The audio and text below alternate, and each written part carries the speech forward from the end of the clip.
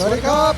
Good evening, ladies and gentlemen, and welcome to RWS Tournament 2024. Coming to you live from the world's first Muay Thai stadium right here in the heart of Bangkok, Thailand. I am Aaron Sampon, and joining me is former Muay Thai world champion Antoine Pinto. Always a pleasure to be here alongside with you, Aaron, and always a pleasure to be here in this legendary stadium, Rajadamnern Stadium. No better place than to watch or perform Muay Thai than right here.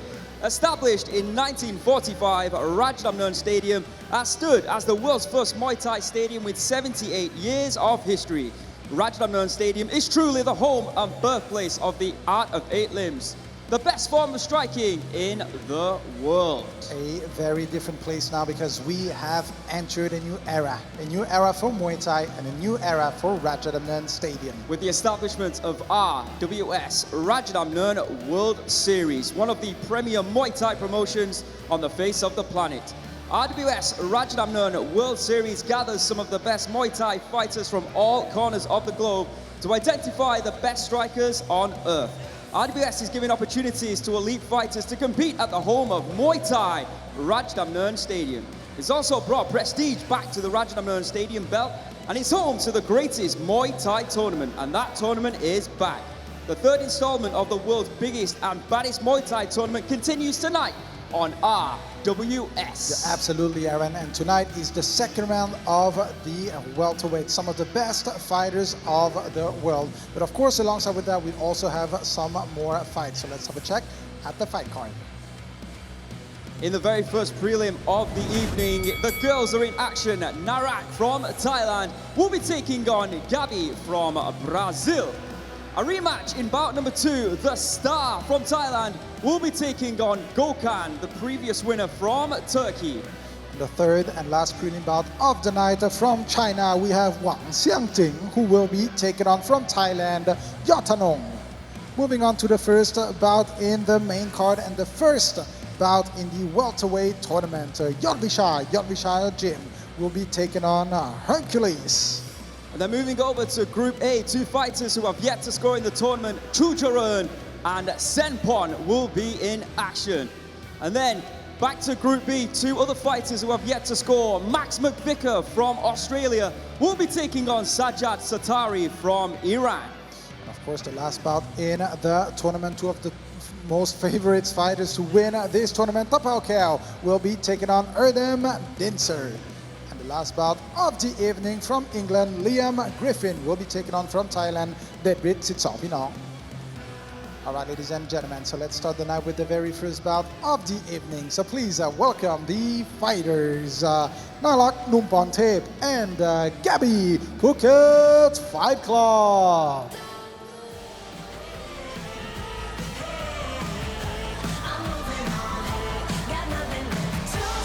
Here comes the very first fighter of the night, born in Kalasin, Thailand.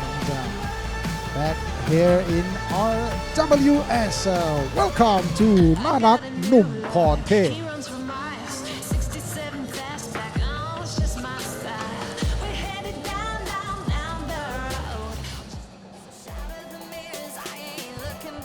And here comes her opponent. 3 fights she's had here in RWS with 3 victories, and walking with a purpose back to the ring here tonight to take on her Thai counterpart, Gabi, Phuket Fight Club. Welcome back to RWS Rajadamnern World Series. 2 formidable females to kick things off here tonight on this week's RWS.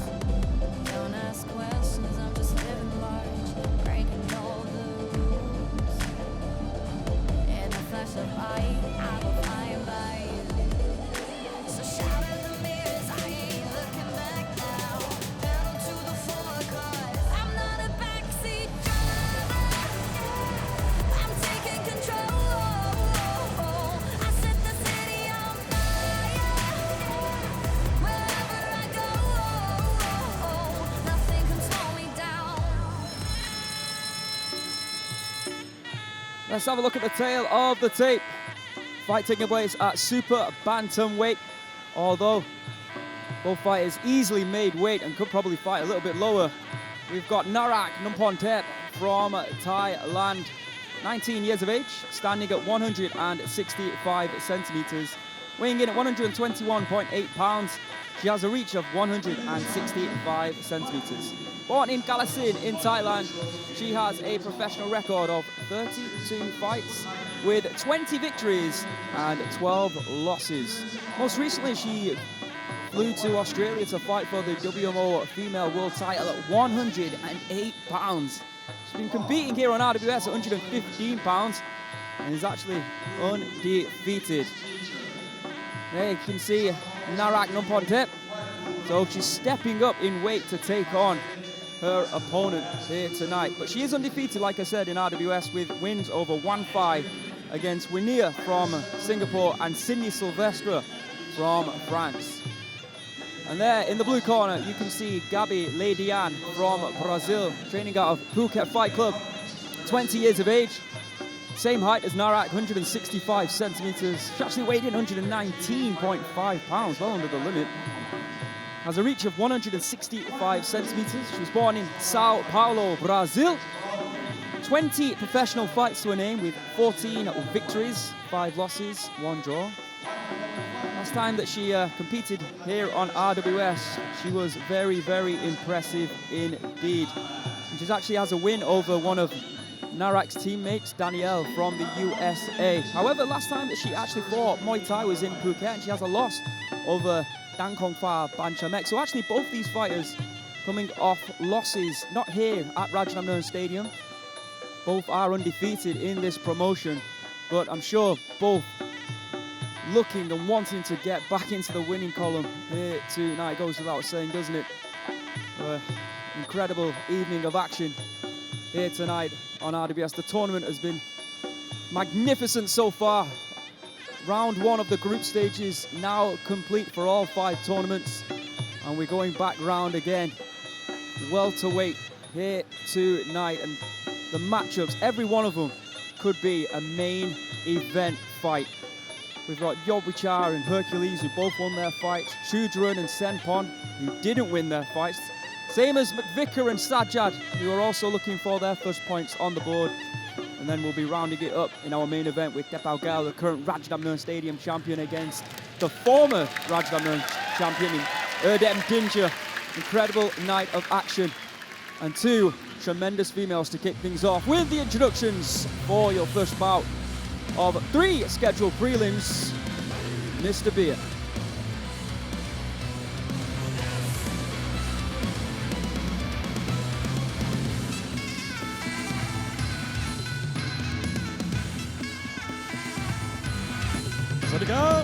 Good evening, ladies and gentlemen. My name is Beer, the voice of Rajadamnern, and welcome to RWS Rajadamnern World Series Tournament 2024. We are live at the world first Muay Thai Stadium, Rajadamnern Stadium, the birthplace of Muay Thai. Watching live to over 20 countries around the world on the zone.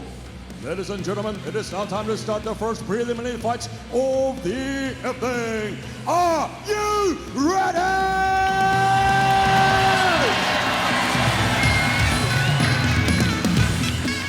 This is Muay Thai. This is Rajadamnern. Introducing the referee on stage, Mr. Rapin Sablik.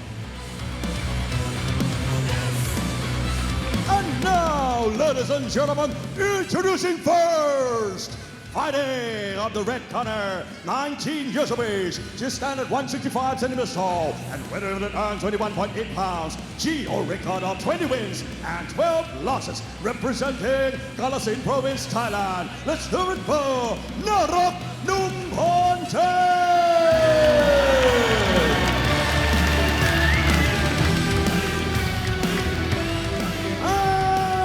Opponent fighting on the blue corner, 20 years of age, just turned 165 centimeters tall, and weighing 19.5 pounds. GO record of 14 wins, 5 losses and 1 draw, fighting out of Sao Paulo, Brazil. Let's hear it for Gabi,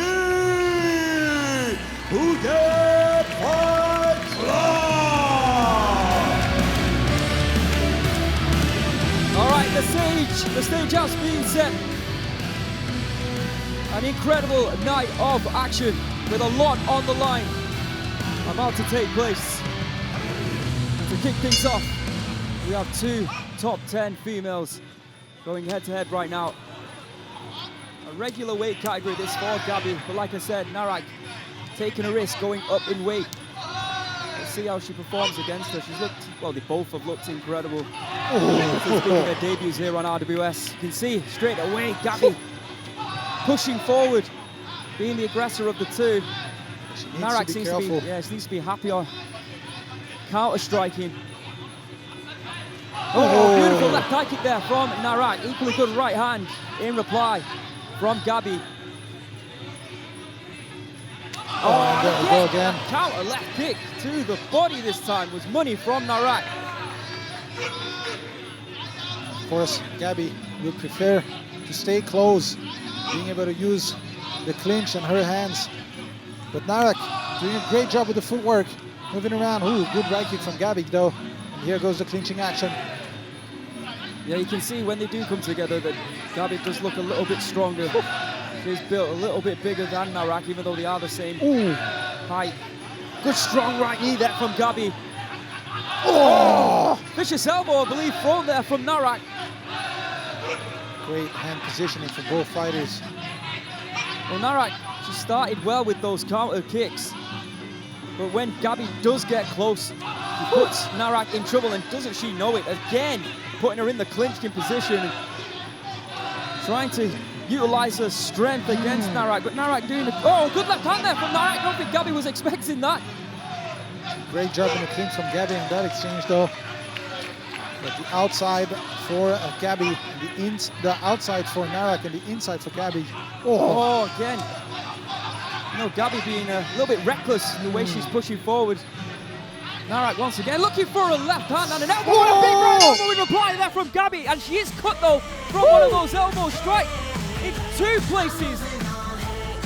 How do you judge that one? That was not an easy round to judge, because Gabi was the presser, but she was getting clipped on many occasions from the counter striking, the beautiful counter striking from Narak. Let's have a look at the highlights. Let's see if we can separate this two. That was a big right hand there from Gabi. And again with that right hand. Good knees from the Brazilian fighter. Of course, the counter striking. Oh, big vicious elbow there from the Brazilian. There, that counter left kick. Beautifully timed by the Thai. But that elbow slicing open the eye of Gabi. Of course, she has a big gash on the top of her forehead as well.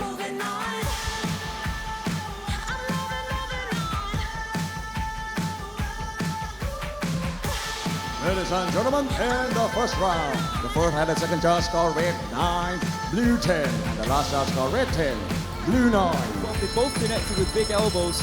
It was, of course, Narak the one who did cut open, though, Gabi. How will that play a part as we move forward here into round number 2? Oh, again, good counter strike with those long legs by Narak on the right hand, but big right hand of her own there from Gabi. See Narak trying to tie her up. And you said it, Aaron. Gabi looking a little bit stronger in the clinch, and it seems like she is willing to take that shot in order to get close. Gotta be some worry though about those cuts, especially the one just around the eye. Narak targets that again. Oh, good left high kick. Again, back into the clinch. Good work from Narak though in this exchange. Back in the center of the ring, Gabi pushing forward. Oh, with that left kick every time. Yeah, this is a much better round from Narak. She's starting to make Gabi think a little bit more about what she needs to do, because just pressing and pushing forward isn't working right now. Good footwork as well. Oh, and again, almost with that counter left knee. But once they do get into the clinch, Narak is tying her up and not allowing Gabi to thrust those knees into the body. Oof. Good knee there from Narak. Oh, good left hand. Equally good right hand though from Gabi. Right knee to the midsection. You cannot let Gabi push onto you like that. You gotta move around Now Narak doing a pretty good job at defending in the clinch as well. Here you can see the positioning of her hands, not letting Gabi grab her head. Yeah, you just feel like Gabi should be switching things up here and trying something new, but she continues to press and not really do a lot of damage with those knee strikes. Instead, Narak is looking better at defending the clinch game right now, which will score well with the judges, of course. End of round number 2. I do think, I'm going to put my neck on the line straight away, that Narak might have taken that one, even though Gabi is celebrating. Pretty happy with her performance. Yeah, I mean, I could be wrong. The judges could be seeing the fact that Gabi was once again the aggressor in that fight. But I thought that Narak did a good job of defending her position. Let's have a look at the highlights from that round. Once again, Gabi pressing. It's a nice right kick there. There you can see Narak off the back foot. Keeping her away. Good left hand there from Narak.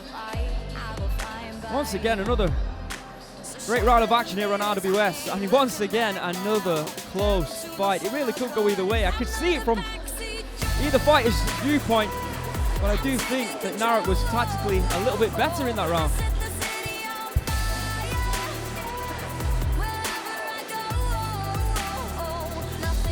Ladies and gentlemen, in the second round, all 3 judges score red 10, blue 9. And for the total score, the first and the second judge scored 19 to 19 even. And the third judge scored red 20, blue 18.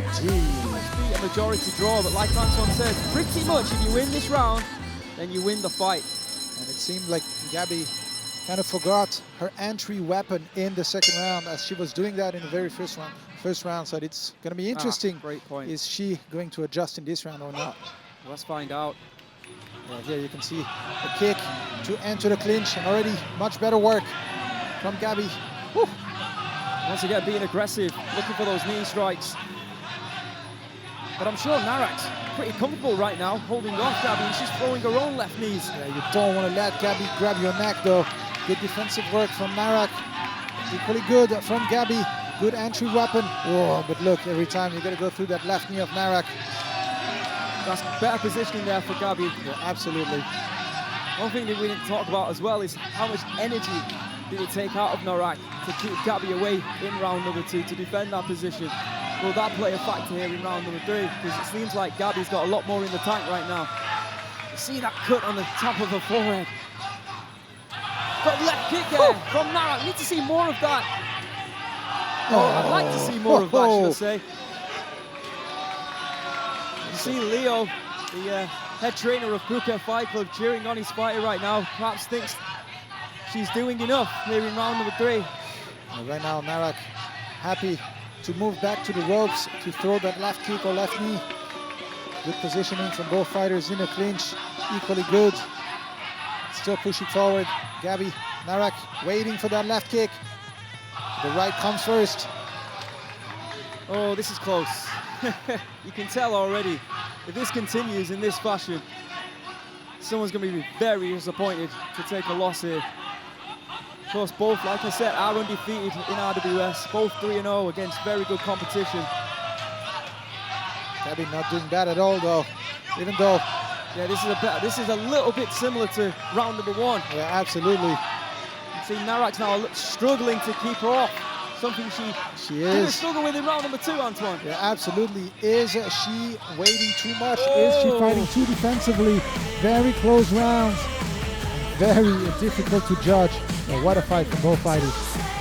Yeah, this face, it's the old phrase, styles make fights, and that was a perfectly match make styles make fights fight. You could see that Gabi being the aggressor, Narak being the counter striker. It really made for an interesting fight. You can see both Narak and Gabi, like I said, they think they've probably done enough to sneak this victory. It wasn't clear cut from both parts, if we're being honest, and both had great moments in that fight. It's just about now how the judges have seen it. See the highlights here from round number 1. Beautiful elbow there from Gabi. Of course, a round that she won on 2 of the judges' scorecards. And then Narak did so well in round number 2 to take it on all 3 of the judges' scorecards. All right, let's find out who wins this one. Over to you, Mr. Beer.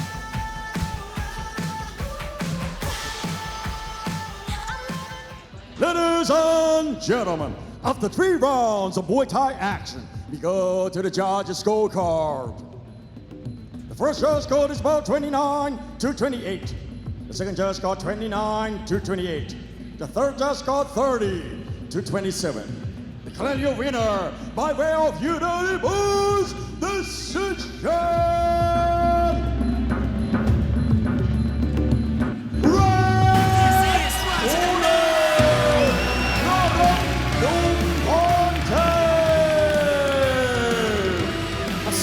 Decision victory for Narak. In fact, judge number 3 has got all 3 rounds to Gabi. However, the other...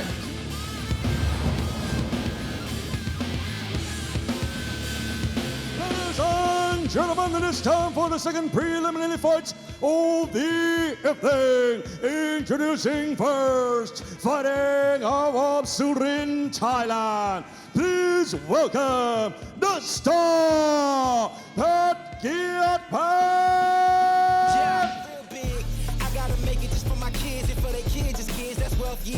A second fight for these 2 opponents. The star was heading to victory until he got dropped right at the last second in their previous matchup. So we'll be hoping to try and get the victory, I'm sure, here tonight. Let's welcome back the star, Petchkiatpetch, to RWS. Back when I was broken, I couldn't acquire 2 cents, and now I got 2 rents. They were sleeping on me, homie, must have got too big. Call my phone, I be like, who this? Damn right, hell yeah, I'm brand new. Smell like... And his opponent, fighting out of Istanbul, Turkey. Please welcome Gokhan, W.M.C, Lamai Muay Thai. And here comes his opponent, Gokhan, W.M.C, Lamai Muay Thai. He won't be the only Turkish fighter to compete here tonight on RWS. Of course, we've got his teammate, Erdem competing next. But after the story that I just told you about him, getting that draw from the jaws off defeat, he knows he's got the power to knock down the star. I'm sure they're looking to knock him out here tonight. Welcome back, Gokhan, to RWS.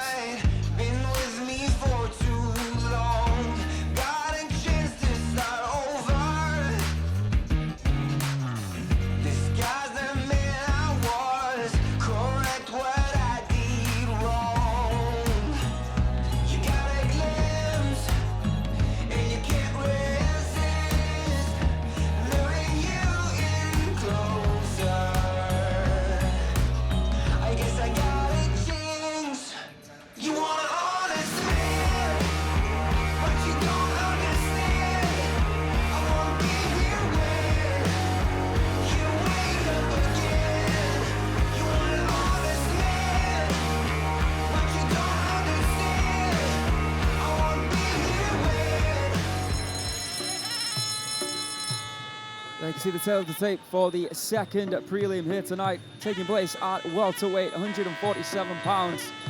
Which reminds me, of course, the main card tonight is the second group stage fights of the welterweight tournament. Stacked main card. The star, Petchkiatpetch from Thailand, in the red corner, 29 years of age, standing at 173 centimeters, weighing in at 146.4 pounds. He has a reach of 175 centimeters and was born in Surin in Thailand. He has a professional record of 40 victories with 15 losses and 4 draws. And of course, one of those draws was right here at RWS against his opponent, Gokhan Boran, W.M.C. Lamai. From Turkey, 31 years of age, stands at 174 centimeters. He weighed in at 146.7 pounds and has a reach, much shorter actually than the star, 169 centimeters, so a 6 centimeter reach advantage for the star. He was born in Istanbul in Turkey. He has a professional record of 21 victories with 13 losses and 2 draws. So, the second bite of the cherry for these two. The fight that took place back in May, 25th of May it was. And the star so close to getting his hand raised. Like I said, he was dropped and right at the last second of the third round, which meant that Gokhan was able to get that draw, get them points, and get his hand raised in a draw here at RWS, Rajadamnern World Series. Of course, one of the premier Muay Thai promotions now. And another, there you can see, packed house at the stadium. Sight to behold every Saturday evening here at Rajadamnern. And every week there just seems to be getting more and more people getting involved with RWS. And we also like to thank everybody watching around the world live on DAZN to 200 plus countries and territories. And let's not forget, in the main card here tonight, the second round of the welterweights. I mean, like I said, 8 of the very best welterweights in the world, the most stacked. We've got 5 tournaments running at the same time here at the tournament, but I've got to say the welterweight division is unbelievable. All right, here we go. Second bout of the evening, second of 3 prelim fights. We've got the star, Petchkiatpetch from Thailand, taking on Gokhan Boran from Turkey at welterweight. The second time this evening, the introductions, we've got the voice of RWS, the voice of Rajadamnern Stadium, Mr. Beer.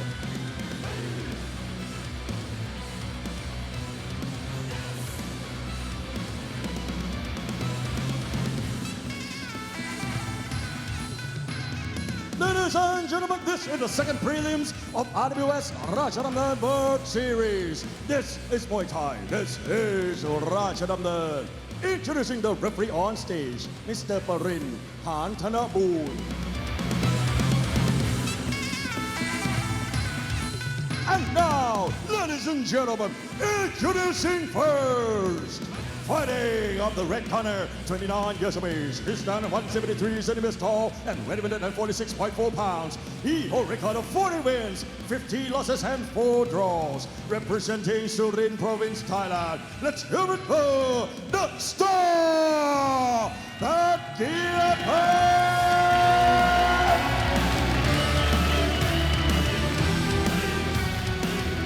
And his opponent, fighting with the blue corner, 31 years of age. He stands at 174 centimeters tall and 146.7 pounds. He holds a record of 21 wins, 30 losses and 2 draws. Fighting out of Istanbul, Turkey. Let's hear it for Gokhan, W.M.C. Lamai Muay Thai.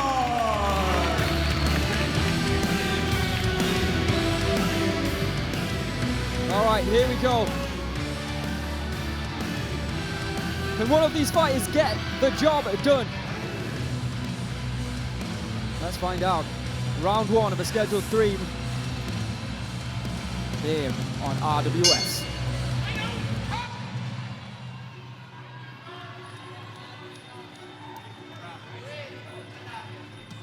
Ooh, right kick to the body there from the star.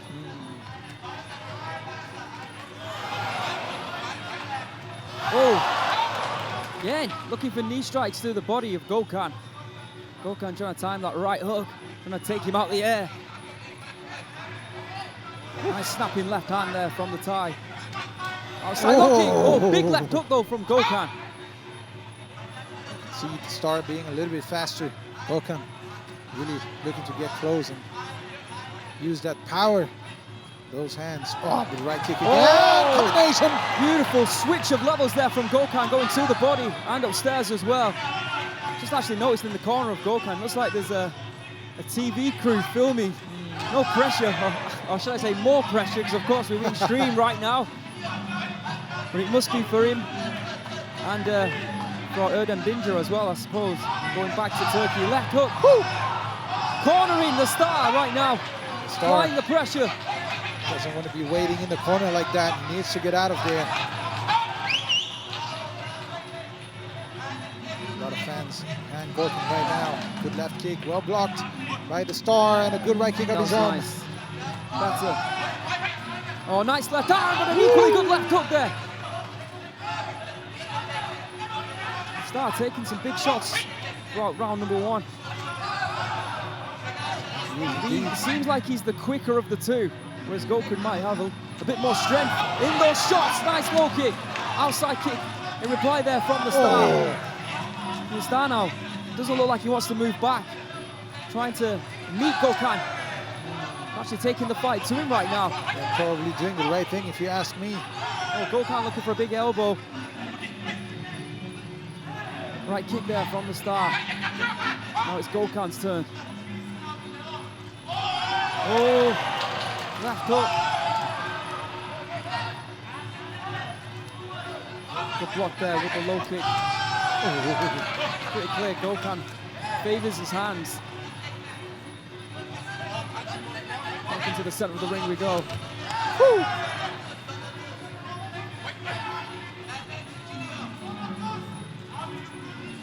Loves that left hook strike. Star moving forward. Perhaps the clinch is where he wants to be in. Oh, big right hand there from the Star. Blocks another low kick there from Gokhan. Oh! He finally finds it and it's all over! In round number 1, Gokhan delivering the goods here tonight at Rajadamnern World Series. A huge left hook all the way from Istanbul connects to the Star and knocks him spark out right here, right now on RWS. What a punch from Gokhan, sending the Star straight to the moon.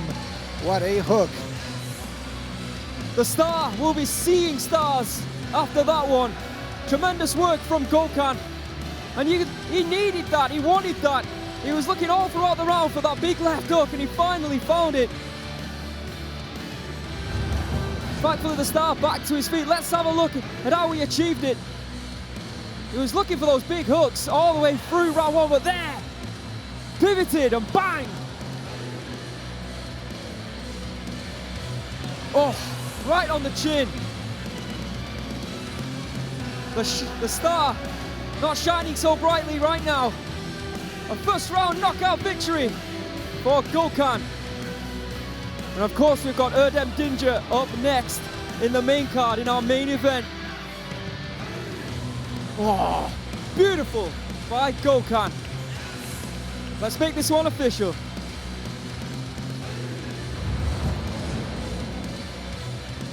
Ladies and gentlemen, after 2 minutes and 47 seconds of the first round, we have a winner by way of knockout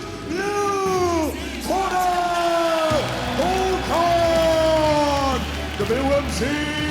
Lamai Muay Thai. Tremendous work there from Gokhan, finishing round number 1 as he did the last fight, knocking down his opponent. This time though, knocking him out.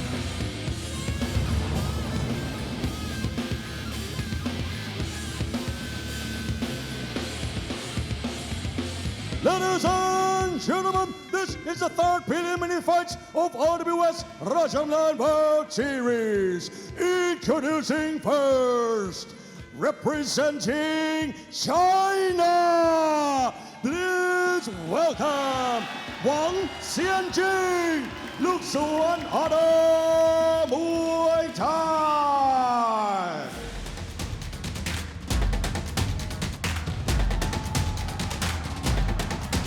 Last time that we laid our eyes on Wang Xianjing, he scored a knockout victory against Udomlet back in June.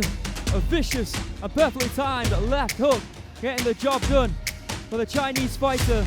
And once again here tonight, there's a big following of Chinese support for this what could be a potential future superstar. Welcome back to RWS.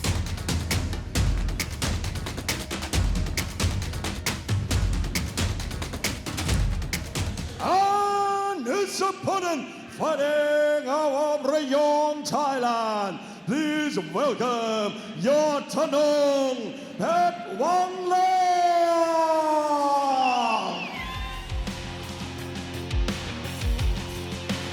A veteran in In the 5-round Muay Thai scene, Yodtanong making his debut here tonight on RWS.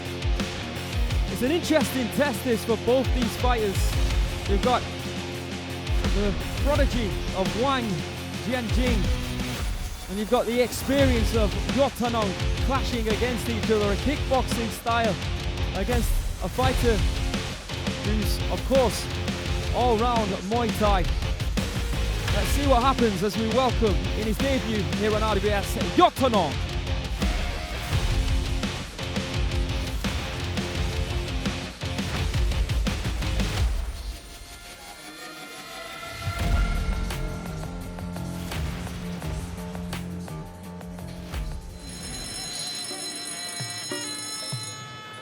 And there you can see the tail of the tape for this one. In the red corner, Wang Xianjing from China, 22 years of age, standing at 170 centimeters, weighing in at 126.2 pounds. Was born in Guizhou in China. He has tremendous record, 25 fights, 23 victories, 1 loss and 1 draw. In the blue corner, we've got Yodtanong from Thailand. Yodtanong fighting out of Petchwanglang. 33 years of age, so 11 years the elder of his opponent. He also stands at 170 centimeters.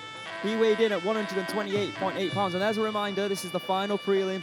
The first fight of the main card, ladies and gentlemen, is Yodwicha taking on Hercules. How about that? What a fight to kick things off in our main card coming up next here on RWS. In the meantime, Yodtanong standing at, like I said, 170 centimeters. He has a reach of 165 centimeters, so a 5 centimeter reach advantage there for Wang. He was born in Rayong in the south of Thailand. He has 90 fights to his name, 70 victories, 15 losses and 5 draws. And there is Yodtanong performing the white crew. Tradition very unique to Muay Thai, a dance that is performed before every traditional Muay Thai bout. In fact, it's in honor of the fighters, masters, trainers, and the gym they fight out of and represent. And you'll see that dance being performed all throughout tonight's fights and every single bout here at Rajadamnern on RWS. I never thought I'd see the day when we'd have a stack card here on RWS in which Yodwicha would be opening. In fact, you could say the same thing about Hercules as well, former Rajadamnern Stadium champion, only recently lost it to Tapaokaew, of course. Hercules in his last bout, he looked tremendous against Sajad. In fact, out of all the fights 6 weeks ago, that was the most clear-cut victory from any fighter. Yodwicha struggled against Max, let's not forget.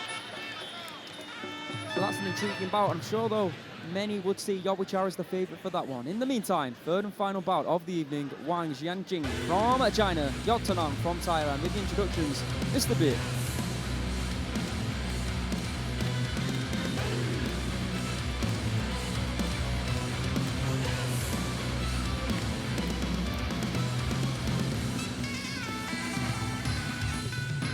Ladies and gentlemen, this is the third prelims of RWS Rajadamnern World Series. This is Muay Thai. This is Rajadamnern.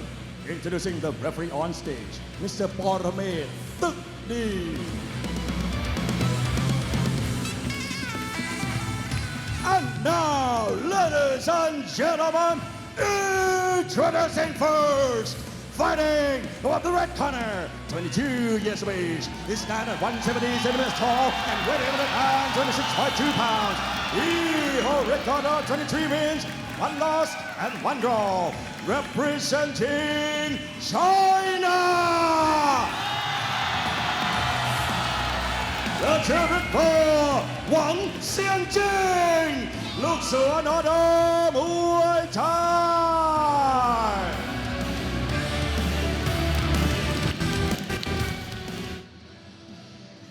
And his opponent fighting on the blue corner, 33 years of age. He stands 170 centimeters tall and weighted at 28.8 pounds. He holds a record of 70 wins, 15 losses and 5 draws. Representing Rayong Province, Thailand, the Territor, Yodtanong, Petchwanglang.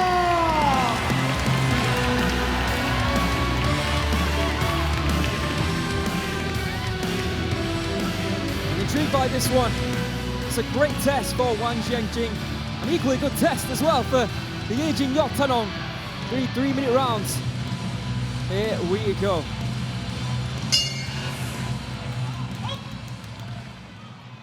Interesting to see if Yodtanong can change that style of his from 5 rounds into 3. And how will he cope as well against a foreign fighter who, as I said, has more of a kickboxing style. Oh, jumping switch kick there from Yodtanong.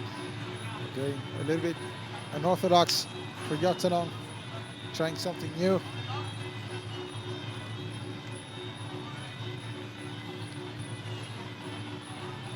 Yodtanong, and I think we as well are waiting for Wang's punches. You know how much power he does have. Good there from Yodtanong. Wang trying to take him down, unable to do so. Really see that kickboxing background with the movement of Wang. Absolutely. See Yodtanong moving in for that left knee. Stiff jab there from Wang. Oh, and this is something that might really pay off for Yodtanong, of course, the clinch. We don't know how well versed Wang is in the clinch game, but in order to get close to apply that clinch, you might have to walk through some vicious hooks, just like that. Sneaky jab to the body, right kick there from Wang. Yodtanong being very aggressive right now. He is indeed. Wang seems to be waiting for Yodtanong to push forward, though. He keeps on moving, using footwork, but not really able to land any significant shot yet. Oh, but here comes a big right hand. Yeah, big right hand warning shot there for Yodtanong. And again, covered up that time. This is what he wants. He wants to out-clinch and outwork the young Chinese fighter. Oh, left hook, but a right kick to the body from Yodtanong. Yeah, right now it seems to be clear. Wang wants Yodtanong to engage in order to throw that right and again, big left hand. We've already seen the brutality those hooks can cause in our last bout here tonight on RWS. Once again, Yodtanong pushing forward, but not able to get any knee strikes in. Jab, right hook there. Yodtanong still not really able to find his own distance. Wang doing a good job at using feints to throw that hook. Another left hook there. Flowing down for the wing. Wang, good low kick, but blocked. Oh, left hook! He caught him. Yodtanong did well to stay on his feet. Left kicks to the body, and again you can see Wang looking at once again for that left hook. That time with the right. Yodtanong grabs a hold, thrust and right knee to the body. Thought this would be intriguing. End of round number 1.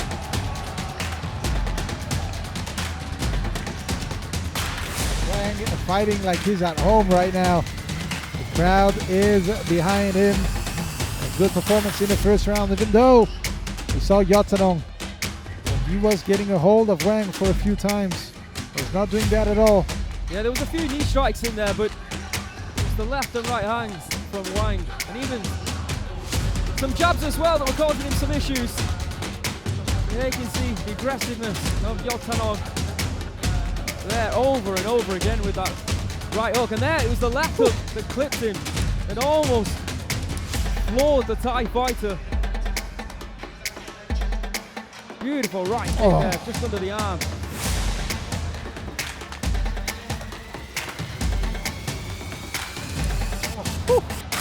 Throughout the entire round.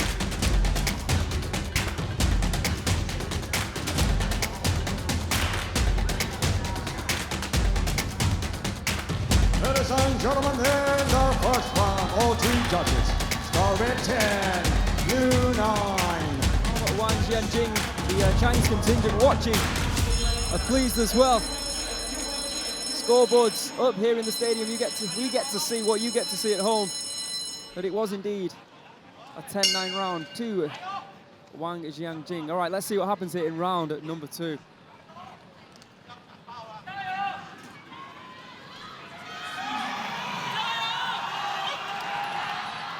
"23 victories from 25 fights from this young Chinese phenom.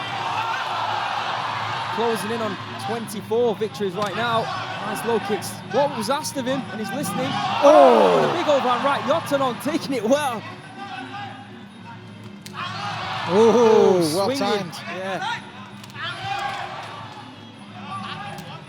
Yodtanong 1-1 in 2024, 3-2 in his last 5. Oh my goodness! Right high kick from nowhere from Yodtanong. That might have changed the whole complexity of this fight. I'll tell you what, the Wang took it well because that connected perfectly. Massive head kick to the neck.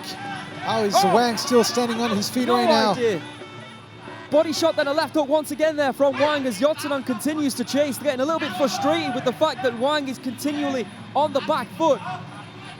But right now, with that kick, you have to say that Yodtanong is probably winning the round, just as I say that. Good combination strikes from Wang. See these grizzled veterans. Yodtanong a little bit relentless and messy at times. He is, but so far so good though. The best shot of the fight has gone to Yodtanong. Absolutely.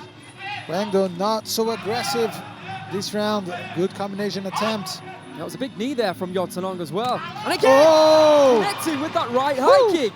And it seems like Yodtanong now able to keep Wang in the ropes and doing a much better job now. What a fight this is, really is. Absolutely. I mean, the first round, I want to say Wang was cruising, but he was doing everything right. Second round though, just let his guard down just that second and got clipped with that big high kick. Yeah, absolutely, and it also seems like Wang is not able to move as much as he was in the first round, perhaps making it a little bit easier for Yodtanong to find his own distance. His brain might still be rattling from that kick. It was perfectly placed and timed from Yodtanong. I mean, in the first round, this is what we thought we were going to get from Yodtanong in round number 2. A lot of knee strikes, but no. He's got more than just that. Whew. Kicks to the body there. Yeah, and like you said, he's not bouncing on the balls of his feet like he was doing in round number 1. Yeah, absolutely. A little bit more steady now. Yeah, and showing more respect to Yodtanong. 30 seconds left in this fight. Oh, good kicks here from Yodtanong. Yeah, that right kick constantly landing over and over, taking away the stamina, the breath of Wang for sure. More fighters shots though. For kicks to the body once again. There's Yodtanong trying to throw that right high kick. This might be 1-1, you know. Another good kick back to the arm there of Yodtanong, but still scores. End of round number 2. Woo! And you can see that Wang not looking as confident. Yeah, absolutely not. Whereas Yodtanong celebrating. He believes he won that round, and I agree with him. Much better round from Yodtanong, especially after that big turning point with that head kick. We'll probably get to see it again. Yeah, let's see if we can find it. It really was a beautiful strike. There you can see it right hand. Here it is. Bang! Looked like he was going to the body. I think Wang was expecting to. Instead, he went upstairs. Was it enough to take the round? I think that's what I believe it was. Here it is again. Oh, there you go. Right to the neck. Executed perfectly. And you've got to give credit to Wang as well for being able to stay on his feet.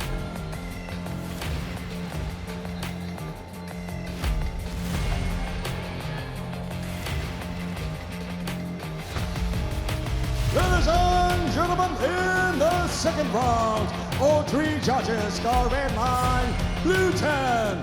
On the total score, all 3 judges score 19-19 even. So the next round will be the judgment round. Win the round, win the fight.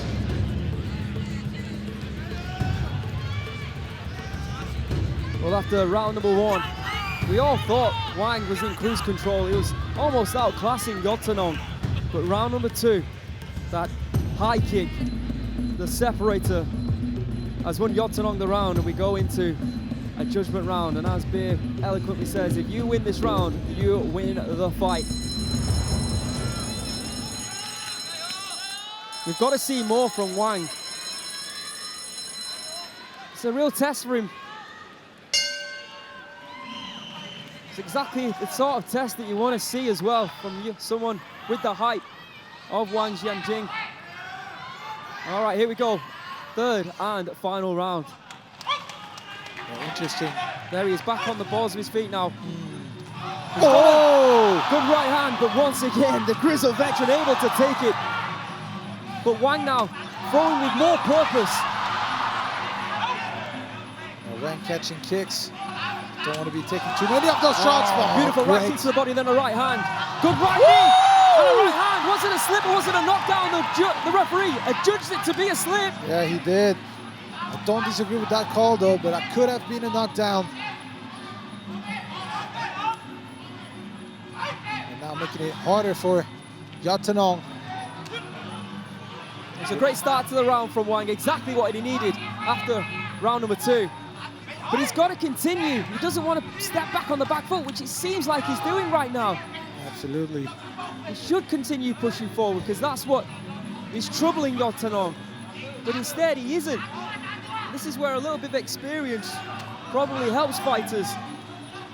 Oh, good low kick there from Wang. That's better. That right body shot, right hand combination, causing Yodtanong problems earlier on. Good left kick there from Yodtanong. He's got to fight, get himself back into this fight. Oh, he wobbles. Then a left. Yodtanong is badly on ice right now. Left and right's coming in. How is Yodtanong able to stay on his feet? I don't know. But this is superb work here from Wang. That left hook, once again, the difference maker here on RWS. Yodtanong not giving up just yet though. Still pushing forward. Body shot there, and another left hook. Here comes Yodtanong once again, but this time I think he's just holding on. He knows that this fight is slipping away from him right now. Oh, spinning back fist there from Wang. How is Yodtanong still standing up though? 60 seconds remaining. Can Yodtanong turn this fight around? Is he 100% recovered yet? Another left hook, and again! Oh, Yodtanong all over the place. And even when he does push forward, he's not actually throwing anything right now. Oh, almost with that left hook. Left kick, spinning back movement there from Wang. I'm not sure if he connected with it or not, but I don't think he needs to do that right now. There's no need in taking that risk. I think you are well up on the scorecards in terms of round number 3. Maybe he just wants to show off in front of the crowd right now. But there's a lot of Chinese fans in attendance. Yodtanong now pushing forward with the right kick.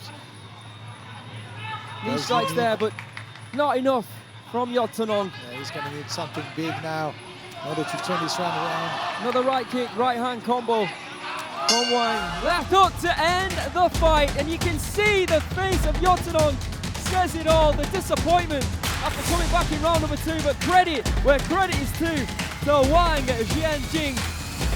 A great test for him here tonight. And it looks like he's passed that test after being troubled in round number 2 with that high kick. He comes back and throws those beautiful hands that he has in his arsenal. And he will probably be getting his hand raised here tonight. Let's have a look there, that right hand. Just a slip, a judge, but that one, that left hand. Oh. And even went in for the kill. I have no idea how Yodtanong was able to stay on his feet. So tough.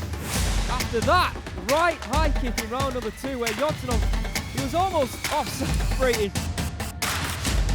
So it's just to show how tough Muay Thai fighters can be. A great fight to end the prelims here tonight. We'll make this one official and then we'll be entering the main card. Great fight. All right, Mr. Beer, take it away.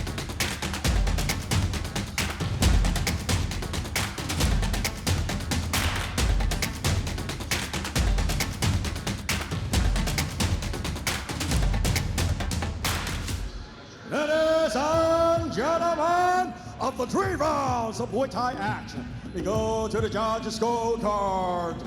All 3 judges scored is about 29 to 28. Declaring your winner by way of unanimous decision.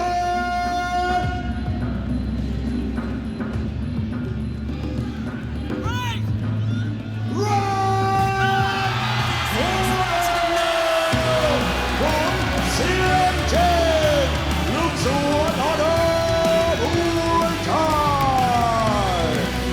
2-0 in RWS for Wang Xianjing. Question is, who is next for this Chinese phenom? Another great fight here in the prelims on RWS. But it's all... It is time to experience the heart and soul of Muay Thai with the amazing sound of Rajadamnern Big Long Orchestra.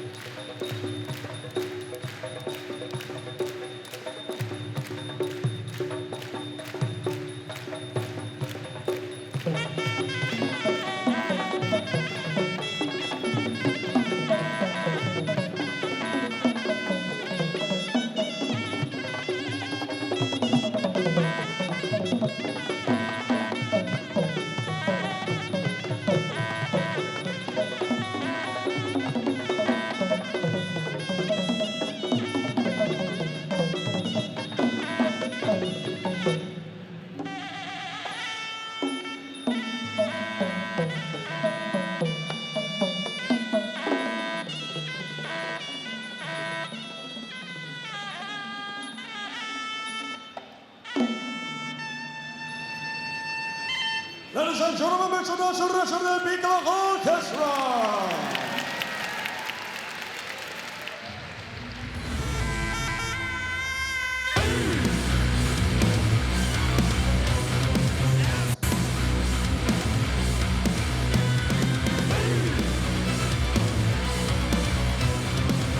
Back to our WS tournament 2024, and after 3 amazing prelim fights, here we are, the main card, Aaron. Yeah, it's been 6 weeks since we saw the first round of the welterweights take place here at Rajadamnern Stadium in the very first round.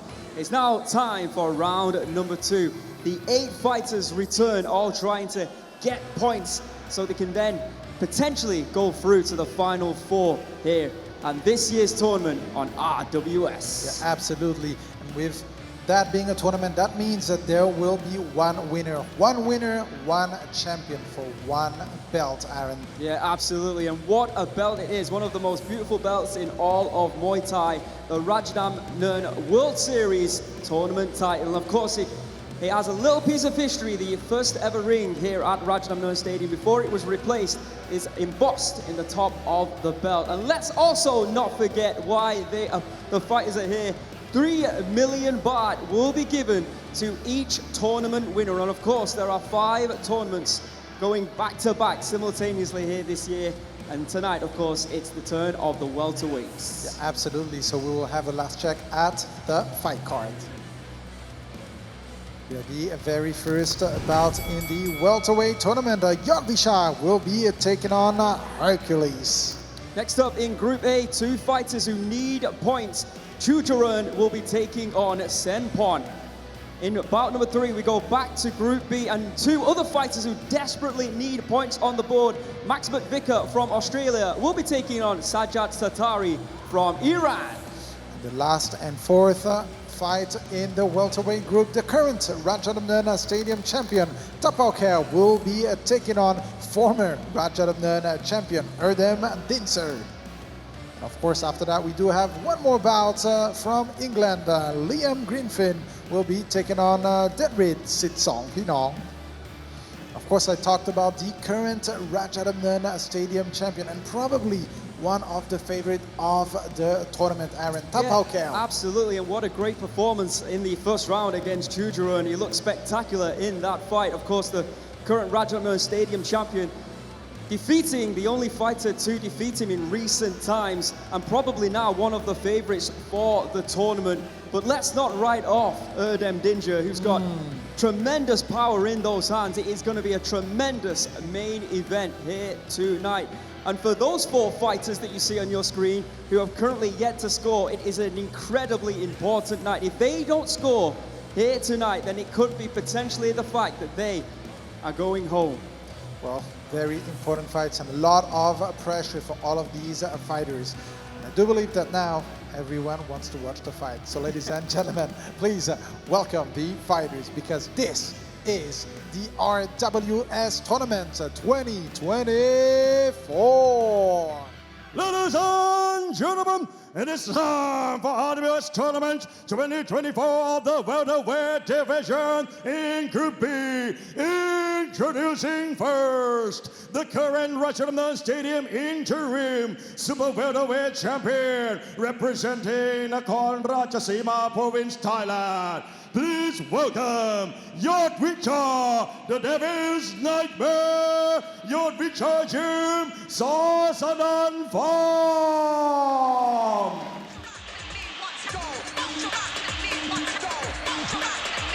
Believe it or not, could be the case that Yodwicha, even though he's got an incredible career, has a point to prove. In the tournaments, the last 2, he's been runner-up in each one. Former Rajadamnern Stadium champion, of course. Moving down from welterweight as the interim champion, taking to the tournament 147 pounds. Successful, although it wasn't an incredible performance from Yodwicha against McVicker. He got the victory, but he also took that scar that's under his right eye away with him as well. And now his opponent, fighting on the blue corner, the former Rajadamnern Stadium champion, representing Nakhon Si Thammarat, Thailand. Please welcome Hercules, Wang and McVicker.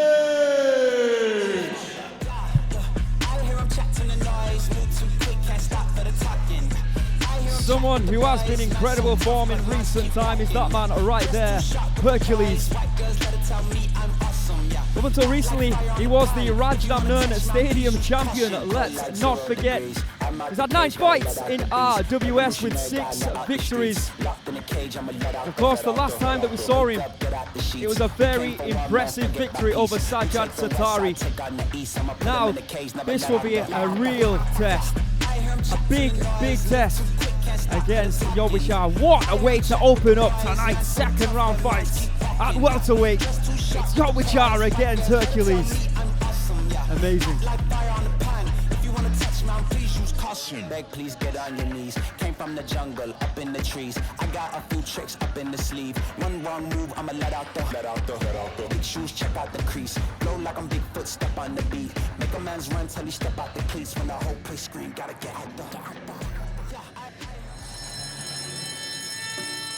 Now you can see the tail of the tape for this one. We've got Yodwicha in the right corner, the Devil's Nightmare from Thailand. 28 years of age, standing at 179 centimeters. Weighing in at 146.4 pounds. A lot of people were interested to see whether he could make welterweight. Well, he's making it with ease. He has a reach of 186 centimeters. He's born in Nakhon Ratchasima here in Thailand. He has a professional record of 162 victories and 54 losses. A former 2-division Thailand champion, former Fighter of the Year here in Thailand. An award that he won jointly with a fighter by the name of Sangmani, who you might see next week here on RWS if you've been following the social media. There you can see the how it stands currently in Group B. Hercules and Yodwicha are both top with 3 points after their victories against McVicker and Sajad respectively. So whoever wins this will go top of the group. So Yodwicha currently 4-0 in RWS in 2024. Of course, he's had wins over Danny Rodriguez. And overall in 2024, not just RWS, he is 7-0. He's been a busy boy this year. Introducing in the blue corner, Hercules from Thailand, 21 years of age. He stands at 183 centimeters, 4 centimeters taller than Yodwicha, even though it seems a lot more. He has a reach of 180 centimeters. So even though he's taller, he has a 6 centimeter reach advantage, does Yodwicha. That's interesting. He was born in Nakhon Si Thammarat in the south of Thailand. He has a professional record of 58 victories with 21 losses with no draws. Former Rajadamnern and Lumpini Stadium minimum weight champion. He was last year's tournament runner-up. Of course, the winner of last year's tournament was Ritiwada, who has moved up to super welterweight and of course is in this year's super welterweight tournament. Former Rajadamnern Stadium welterweight champion. A title that he lost up until recently against Tapaokaew. So this is going to be a real interesting battle. I think a lot of people are expecting Yodwicha to win and win comfortably as well against Hercules. But based on the performances, even though both got victories, like I said, I think Max McVicker gave Yodwicha a tremendous battle. In fact, lots of people thought that McVicker did enough to take the victory, or at least win a round in that fight. Whereas Hercules against Sajad Satari, who is a former Rajadamnern Stadium champion, was sensational. As soon as people saw that Yodwicha was deciding to cut weight and come to welterweight, he immediately became the favorite for the tournament. Absolutely. This is going to be interesting. How is Yodwicha going to perform at this weight against Hercules? Let's not forget, Hercules only 21 years of age. And I do want to say, moving into his prime right now. I think so, and you made a great point last time that we saw him 6 weeks ago. He took that loss against Tapaokaew, and a lot of fans were disappointed in that loss. The fact that he almost gave up after, 3 rounds. And you said that Hercules had mentioned to you that he'd come into this tournament looking to be more aggressive and to take it to his opponents instead of standing back, and he did that against Sajad, and that's what got him the victory in the end. Let's see if he can do that though against Yodwicha. I'm interested and I cannot wait. Here we go. See that scar from that Max McVicker fight, that massive elbow in round number 3. Still there, shining brightly on the face of Yodwicha. With the introductions for the first bout of the second round of your main card in the welterweight tournament, Mr. Beer.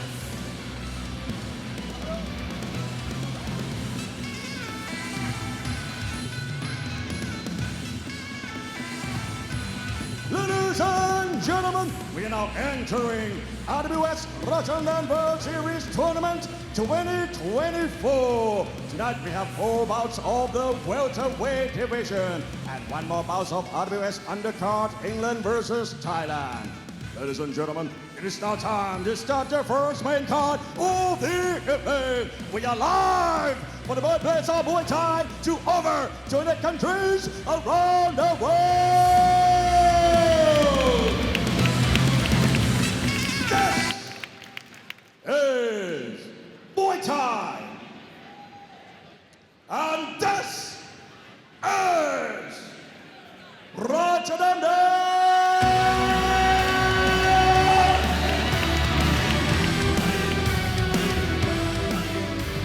Ladies and gentlemen, this bout is RWS Tournament 2024 of the welterweight division in Group B. Introducing the referee on stage, Mr. Numponthep Supan. And now, ladies and gentlemen, introducing first, fighting above the red corner, 28 years of age. He stands at 179 centimeters tall and weighs within 46.4 pounds. He holds a record of 162 wins and 54 losses. He is former 2 Division Thailand champion and RWS 2022 and 2023 Super Welterweight Tournament runner-up, and the current Rajadamnern Stadium interim Super Welterweight champion, fighting out of the Nakhon Ratchasima province, Thailand, the Choojaroen Yodwicha, the Devil's Nightmare, Yodwicha Gym, Sanun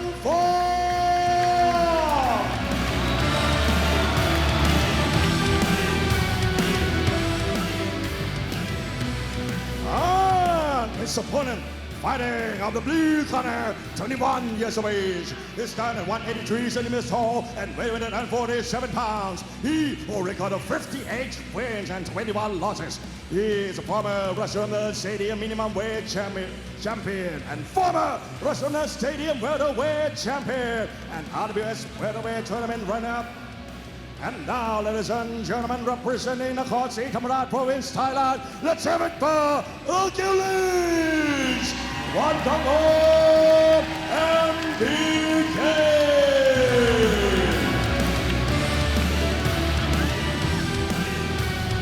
Who takes it? The 2 leaders in this group going head to head. Round 1 of the scheduled 3.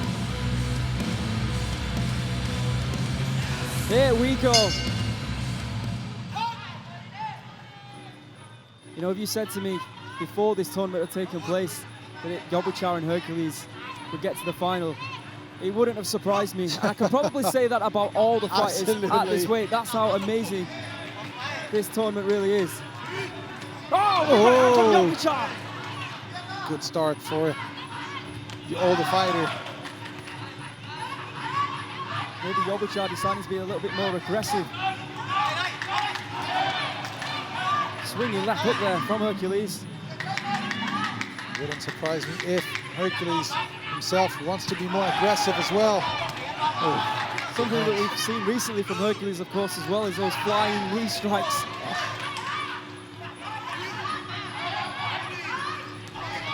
Another left kick to the body there for Hercules. According to the statistics, Yodwicha has an 8 centimeter reach advantage over Hercules. I'm not sure how that works. Oh, nice left hook once again from Hercules. Yodwicha going to have to keep that right hand held high. What Yodwicha is doing, though, pushing forward, doesn't want to waste any opportunity to win any round. Seems like now that Hercules is playing it smart, happy to be off the back foot, throw those left kicks and wait for Yodwicha to come to him so he can counter-strike. Beautiful timing there with the left kick. Yodwicha is going to have to bring something special in order to get close. Good right hand attempt and a knee in the ropes. Hercules calls for the ropes. And this one, still a very close round. 70 seconds remaining in the first round. A good right hand. Yeah, and Yodwicha then connected with a knee strike.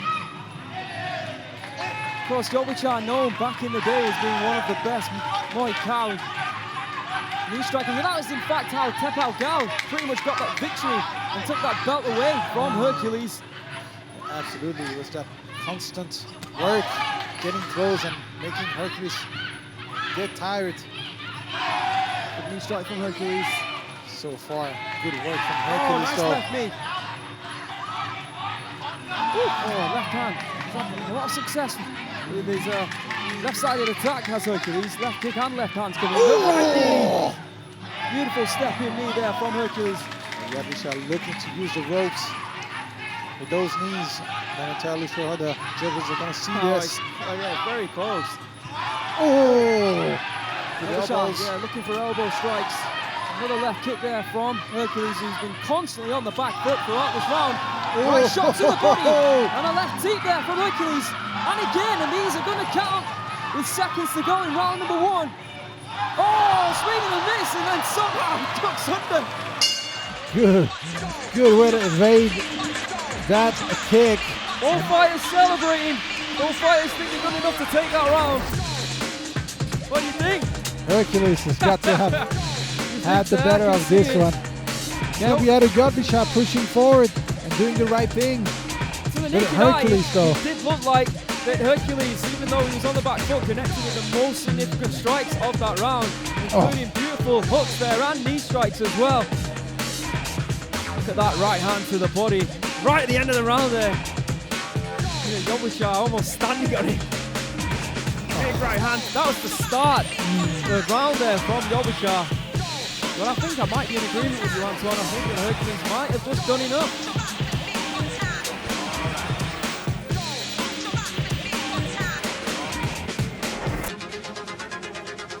Ladies and gentlemen, in the first round, all three judges scoring on Newton. It's great to see. All right, let's find out what happens here in round number 2. The intensity is going to go up, and it has to go up from Yodwicha. Let's see how Hercules copes with that. Perhaps the elbow will be in need for Yodwicha. Still pushing forward, of course. Hercules now more confident fighting on the back foot. Yodwicha, like you said, Antoine, he's pushing forward, but straight into that guard there of Hercules and not really causing him any troubles. So he's looking that right hand over the top, left knee there from Yodwicha.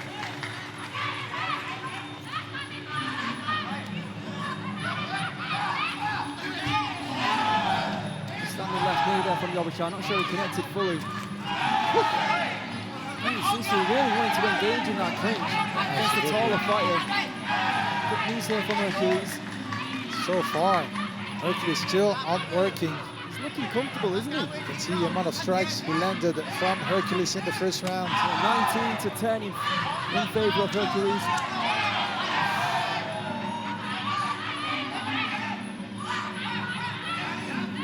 Similar style, similar parts of play that we saw in round number 1 already. You can see here in round number 2. And we would have expected Yodwicha to come up with a different game plan in the second round, but he seems to like his game plan and perhaps keep on grinding, keep on doing what he has planned. But will this work out though?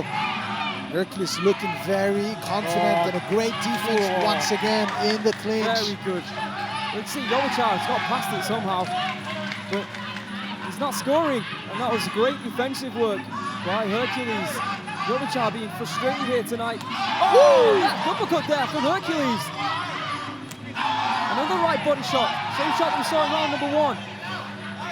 Hercules fighting with confidence and a different Hercules than what we saw in his previous fight against Tapaokaew. And this is the thing with this kid. Every single fight you can see something great coming out of him. Again, only 20 years of age. Oh, big step in right knee there from Hercules. Oh, You said it, Antoine. He's definitely growing in confidence in this fight. Yodwicha is struggling a lot here in round number 2.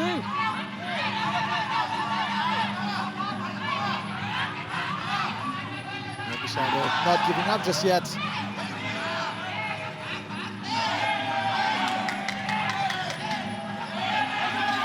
More defensive work from Hercules. Yodwicha sneaks a knee in. Not sure if it's good enough though right now. Oh, Hercules! Great moments here for Yodwicha. Yeah, Hercules looked like he was going to throw that right high kick, then he changed his mind. He's applying his foot, he just slipped on the canvas. And here comes the jumping knee. Talk about growing in confidence, big right knee to the body there from Hercules, pushing Yodwicha back against the ropes. Good knees here from Yodwicha. End of round number 2. And once again, both fighters celebrating like they've won that round. A much closer round than the first one though, especially towards the end. Absolutely, I was just about to say that. I thought Hercules was definitely up, but there were certain knee strikes that we saw at the end of that round and certain misses of strikes from Hercules that might have at least given the judges something to think about. Let's have a look at the highlights. The left hand there, left uppercut from Hercules. There, that slip. Yodwicha pounced. Jumping knee against the rope there from Hercules. There's that flying knee, but didn't connect with any of it. Came from the jungle, up in the trees. I got a few tricks up in the sleeve. One wrong move, I'ma let out the. Big shoes, check out the crease. Blow like I'm Bigfoot, step on the beat. Make a man's run till he step out the cleats. When the whole place scream, gotta get out the. Ladies and gentlemen, in a second round, all three judges start with non-blue 10. For the total score, all three judges start with 18 blue 20. One round remaining.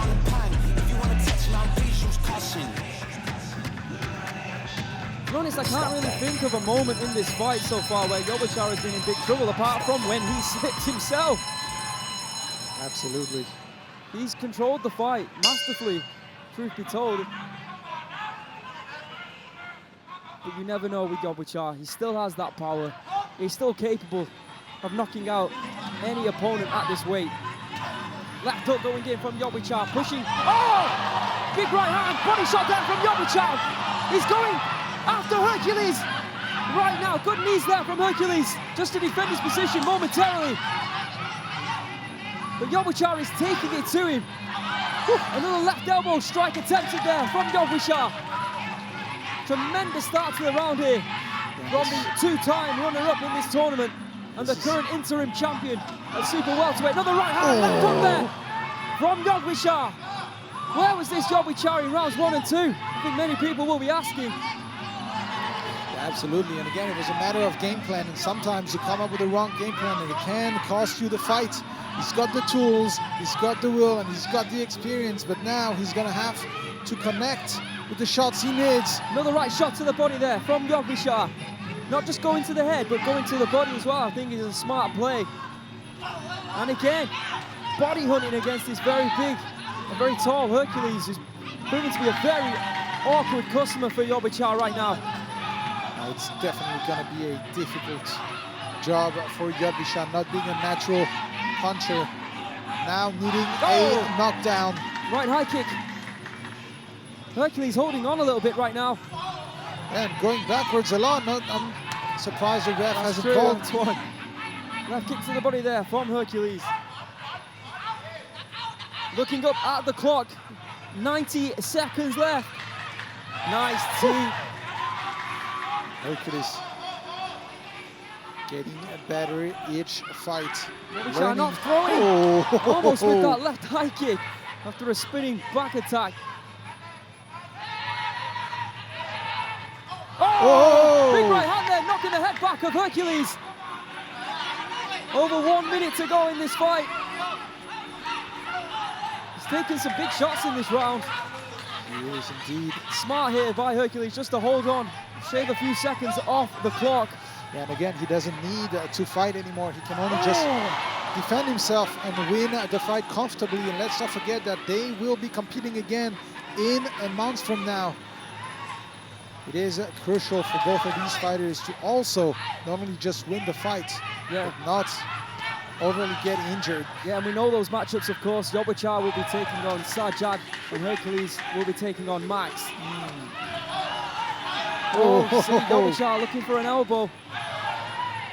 Hercules moving around the ring, hoping that Yodwicha can't find him. 20 seconds left. It looks like Hercules will be holding on here for a precious 3 points and potentially booking his place in the final four, dare I say. Wow. 2 wins out of 2 for Hercules. Yodwicha will be going up against Sajad, and he'll need a win against Sajad. What So you just love a this tournament. fight. Absolutely. The beauty of the RWS tournament, you never know what is going to happen. The favorite might lose and the underdog might come out on the top. Let's not forget, Yodwicha didn't have it all his own way in his first fight against Max. He certainly didn't have it all his own way here tonight. A lot of people thought Yodwicha was the easy favorite for this tournament. And like I said, he's just proving how exceptional these 8 fighters are. With the way that this former two-time runner-up is struggling, even in the group stages. As we look at the highlights here, a masterful performance by Hercules.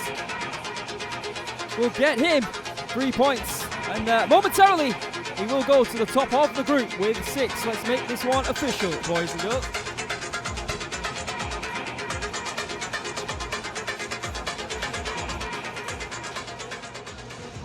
Ladies and gentlemen, after 3 rounds of Muay Thai action, we go to the judges' scorecard.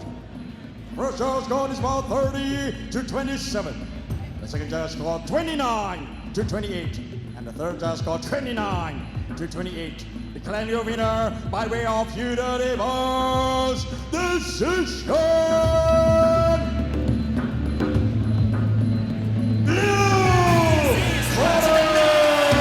Hercules on top of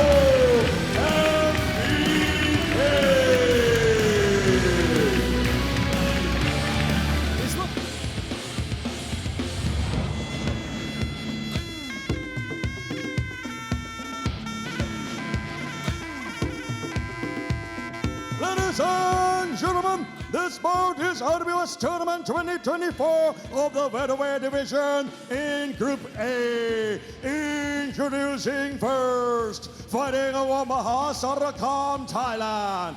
Please welcome the great knee lord, Choojaroen, Dabransarakham.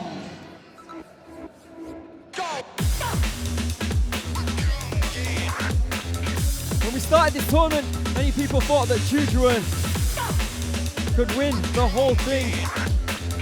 In his first 3 fights here on RWS, he scored 3 victories. Since then, though, he has gone 0-3. He desperately needs to get back into the winning column, and a win tonight will prove vital if he indeed wants to make it through to the final 4. Welcome back, Choojaroen, Dabransarakham, to RWS. And his opponent fighting out of Rajadamnern, Thailand. Please welcome Saenpon, 100,000 soldiers, Sommai.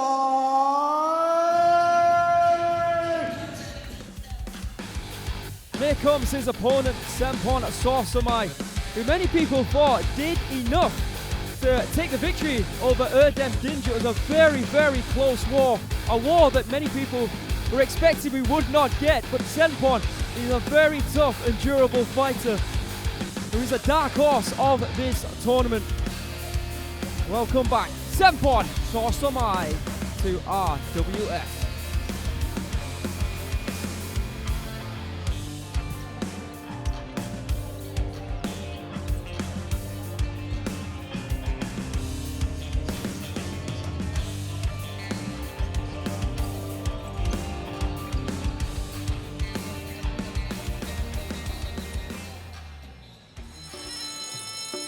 There you can see the tail of the tape for this one.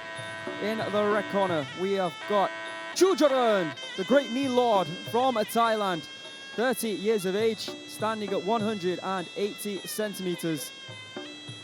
He weighed in at 146.9 pounds and has a reach of 185 centimeters. He was born in Sarakam province here in Thailand. He has a professional record of 78 victories with 23 losses and 2 draws. A former Lumpini Stadium champion, former Channel 7 champion, former Top King World Series champion, former RWS Tournament Final 4 participant.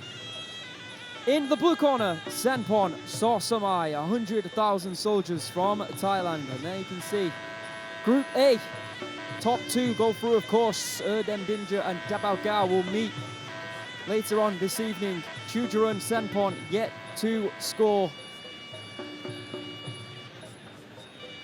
Of course, Saenpon, 28 years of age, standing at 179 centimeters. He weighed in at 146.5 pounds. He has a reach of 186 centimeters. Was born in Ubon Ratchathani province in Thailand. He has a professional record of 58 victories with 26 losses and 0 draws. Current Omnoi Stadium welterweight champion. He's won 9 of his last 11 fights since moving down to welterweight. He's fought some big names, including Gratiwada, Kajiba, and of course Daniel Rodriguez as well. 4-2 here in RWS after 6 fights. Choojaroen is 3-3 after 6 fights. So on paper, this is a very close fight once again in this tournament. I think they all are. I don't think I need to say that. A big war these two went. I mean, even Choojaroen's fights, his last 3 fights, of course, losing to Tapaokaew in a close fight. He also had an opportunity to win the title, which he lost in another very close fight against Petchwanglang Chai. 2 knockout victories. I think in the last tournament last year, he scored the most points of any fighter of any tournament here in RWS, scoring an incredible 15 points to make it through to the final 4. It's a tremendous way to introduce himself last year. Well, like I said, he's going through a little bit of a sticky patch, and he needs a win here tonight to get back into the winning column. A very talented fighter. A lot of people think he goes under the radar. It gives good fights to everyone. It doesn't matter who he competes against. You're going to be in a big, strong fight, a difficult fight against Choojaroen, and you're not going to have it all your own way. It's just about how he can turn those losses that are split decision losses and are very close into wins. And he needs to start doing that now at 30 years of age. Could be now or never for Choojaroen as he goes through his Y crew. And a fighter that's been competing at pretty much every weight class throughout the year, going from 140 to 154 pounds from a month to another. This time at the welterweight division to confirm that he deserves to be up here at the top.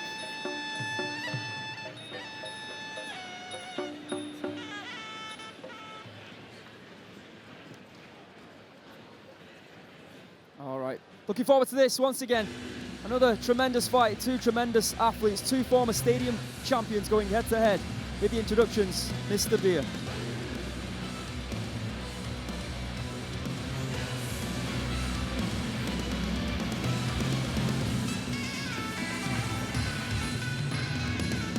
Ladies and gentlemen, this bout is RWS Tournament 2024 of the Welterweight division in Group A. This is Muay Thai. This is Rajadamnern.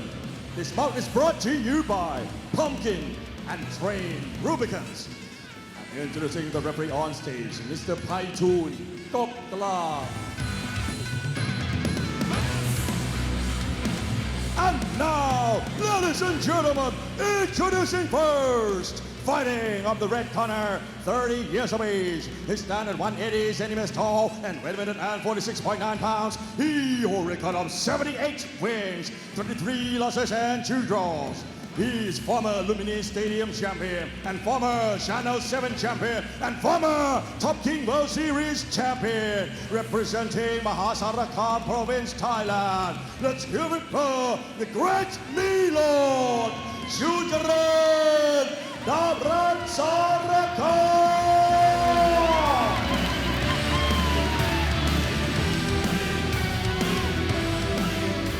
And his opponent, fighting of the blue corner, 28 years of age. His standard 179 centimeters tall and weight 46.5 pounds. He holds a record of 58 wins and 26 losses. He is the current Thailand Super Welterweight champion, representing Ubon Ratchathani province, Thailand. Let's hear it for Saenpon, the 100,000 soldiers, Sommai.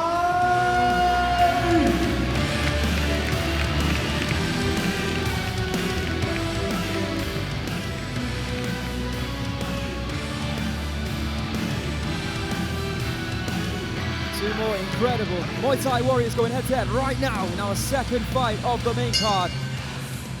3-minute rounds. Left high kick from Saenpon.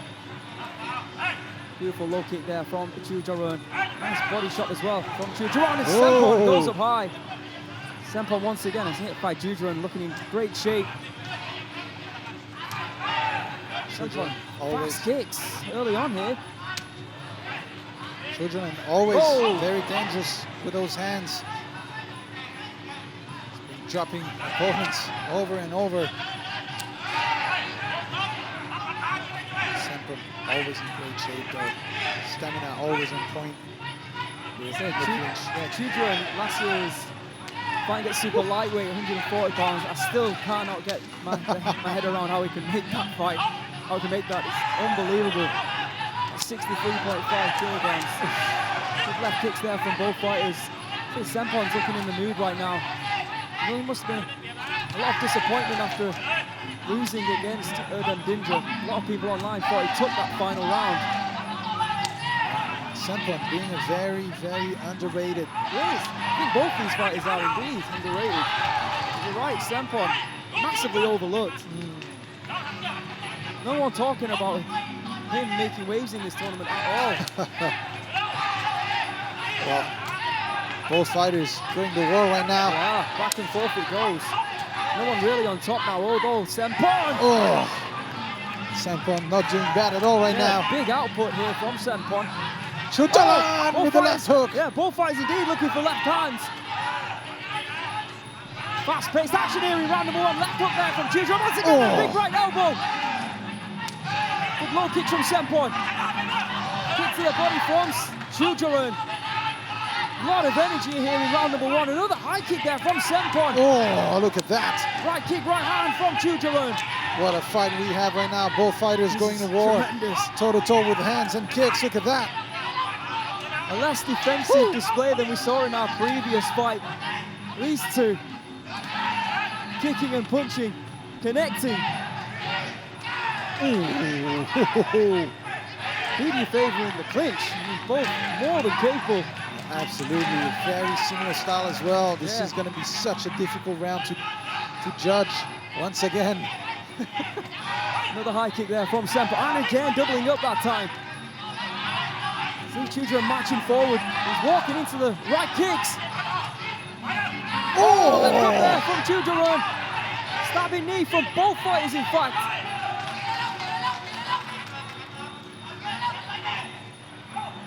Final 5 seconds on the clock. Oh, right kick there from the big Choojaroen. End of a very intriguing round number one. Wow, what a round. Who takes that? No idea. One of those rounds where I am happy to be a commentator indeed. Perhaps we'll get a little bit more information with fight stacks. It's one of those, if you're a fan of Choojaroen, you see him winning this run, and if you're a fan of Saenpon, you see him. I sort of believe that Saenpon might have taken it through output alone. Absolutely, I've got to agree with you on that one. Even though Choojaroen did have a few moments with some big shots, just like this one and a big left hook. But the outputs of Saenpon, though, you got to consider that. Yeah, bigger punching strikes definitely coming from Choojaroen. But like you said, Antoine, the output might have come from Saenpon. Yeah. Ladies and gentlemen, in the first round, all three judges are red 10, blue 9. What I thought. It's going to be about minor adjustments Absolutely. that are going to make the difference right now. Maybe so throw far. more hand strikes and try not to move backwards. Well, difficult to do against a very exactly. aggressive Choojaroen. Willing to push forward now. Both fighters perhaps happy to engage in the clinch. Who will be the stronger of the two? Great positioning from both fighters. And I was saying, you know, apart moving backwards, Hercules, the majority of his fight was on the back foot, and he won all 3 rounds pretty much. Absolutely. And now good blocks from Choojaroen though on the way in. You can see Saenpon is trying to stop him on the way in, but Choojaroen blocking those kicks perfectly. And now in the clinch, a little bit of a better positioning from Choojaroen. Yeah, the right knee of Choojaroen, you keep an eye on that, because the left side of the body of Saenpon is now starting to get marked up and from those kicks as well. But that knee strike right there is causing big issues for Saenpon, but he's got beautiful kicks Left and right to the body. And a tip to the face there from Saenpon. Choojaroen is not going to like that. Oh, and an elbow strike attempted from Saenpon. He's probably feeling a little bit of frustration after round number 1. Not one just scoring it in his favor. That's the right knee I was talking about. You've got to love the aggression of Choojaroen though. Let's not forget, in Muay Thai, the one having the last word usually scores more, and you can see in those exchanges, usually Choojaroen is the one with the last shot. Another right knee to the body, nice sneaky elbow there from Saenpon. Some good positioning here from Saenpon, tucking that head, and driving a right knee to the body. Absolutely, Saenpon having the better of the two in this exchange. Big shot there from Choojaroen. And it's those little shots that might just separate these two. Shots that Saenpon is not throwing. Absolutely, Choojaroen, what an incredible fighter though. Who would have expected him to engage in the clinch against Saenpon? Look at the output here. Once again from Saenpon, left and right kicks to the body. Back and forth action for both fighters.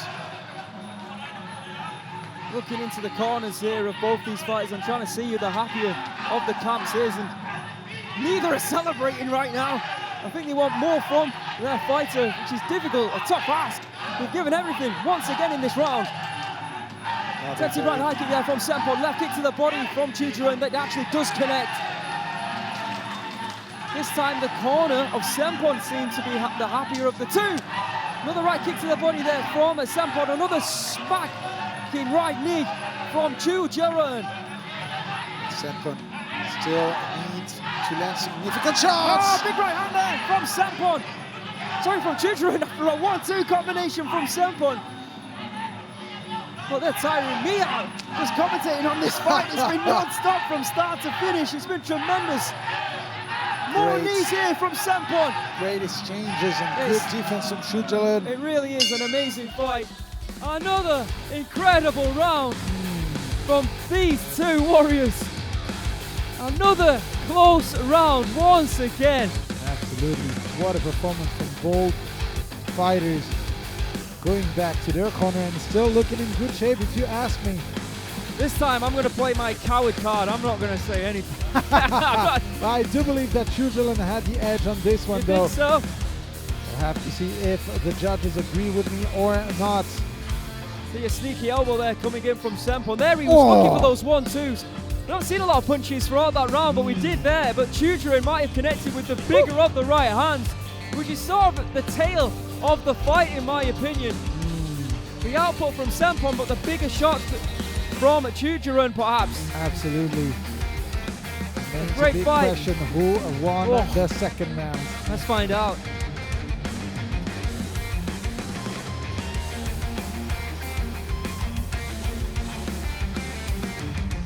Ladies and gentlemen, in the second round, all three judges score red 10, blue 9.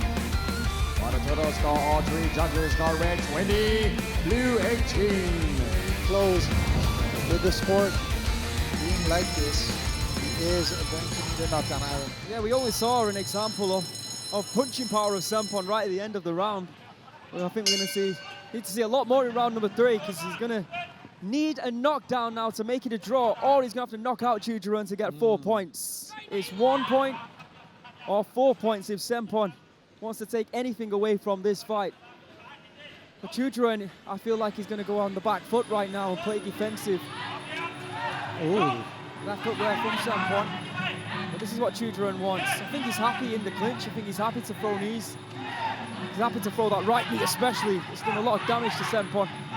Let's not forget though that if you actually win by knockout, you do get extra points here in the tournament. Once again, Choojaroen just grabbing a hold. Even if he takes a few knee strikes to the body, I don't think that's going to bother him at this stage now. Choojaroen has... Oh, Saenpon trying to drive that left knee.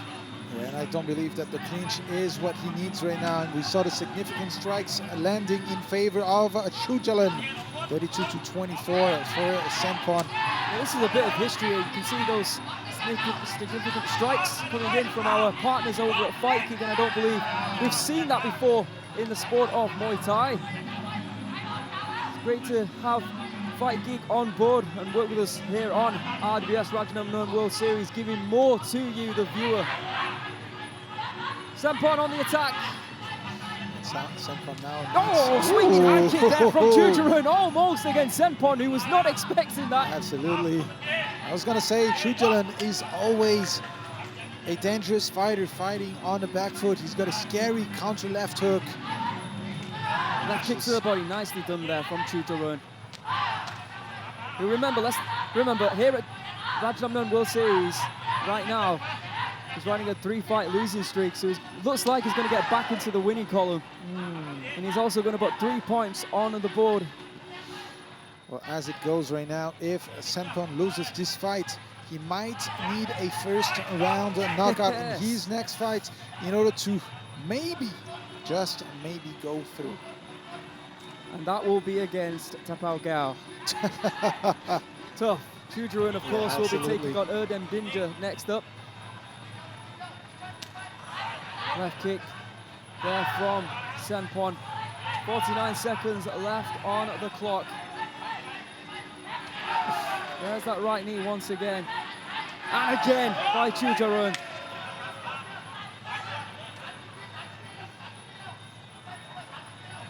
Now, Choojaroen asking Saenpon to surrender. The fight being almost already won by Choojaroen.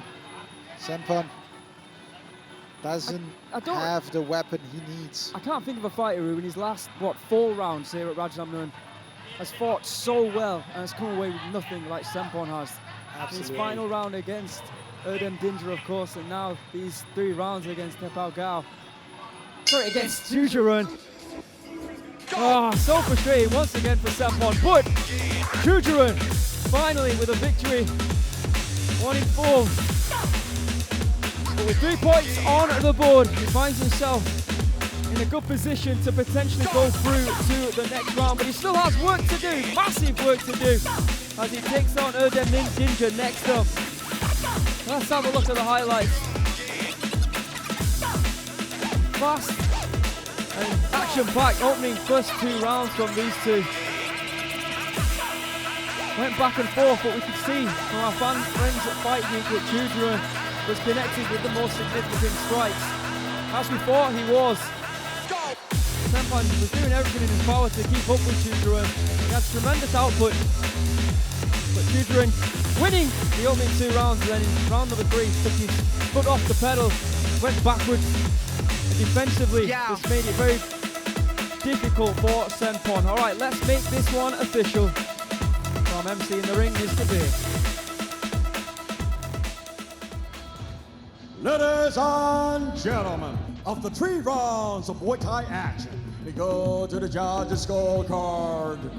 All 3 judges scored is about 30-27, declaring a winner by way of unanimous decision.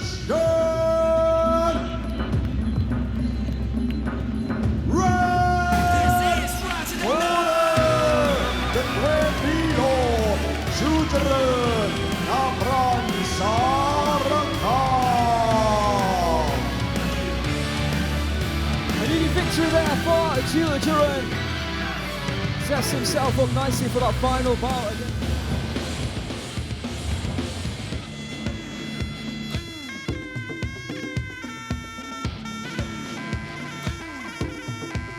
Ladies and gentlemen, it is time for RWS Tournament 2024 of the Welterweight division in Group B. Introducing first, fighting out of Australia. Please welcome Max the Gladiator McVicker MuayU.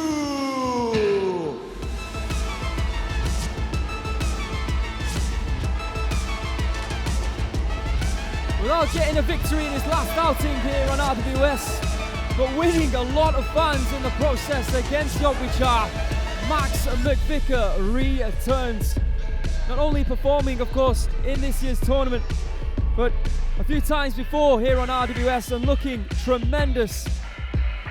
He was 2-0 before that loss to Yodwicha, and he's looking once again to get back into the winning column and, of course, scoring some points. Welcome back, Max McVicker, fighting out of MuayU gym to RWS.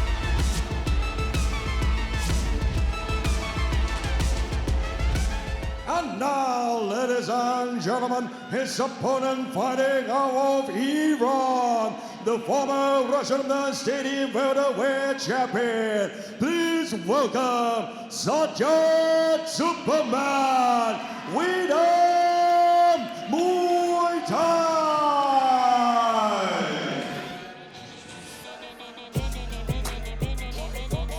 Last time that we saw Sajad lost to Hercules, of course, in a performance that I don't think he was happy with. We've seen him perform a lot better here on RWS, but it looks like he's still got that confidence, that swagger, as he walks to the RWS, the Rajadamnern Stadium ring. Both these fighters former WBC world champions, but Sajad is a former Rajadamnern Stadium champion. Let's see how he performs here tonight. Let's not forget, you don't want to be in a situation where you're going in to the third round with 0 points. Could be a case of now or never for both these two. An international bout of the highest order. Welcome the Iranian Superman Sajad Satari, Venum Muay Thai Gym, back to RWS. Let's have a look at the tail of the tape for this one. Max McVicker, the gladiator from Australia, 23 years of age. Was actually born in Manchester in England before moving to and residing now in Australia. 23 years of age, he stands at 174.5 centimetres, weighing in at 146.9 pounds, and has a reach of 173 centimetres. Training out of Canberra in Australia at MuayU, he has a professional record of 29 fights with 25 victories and 4 losses.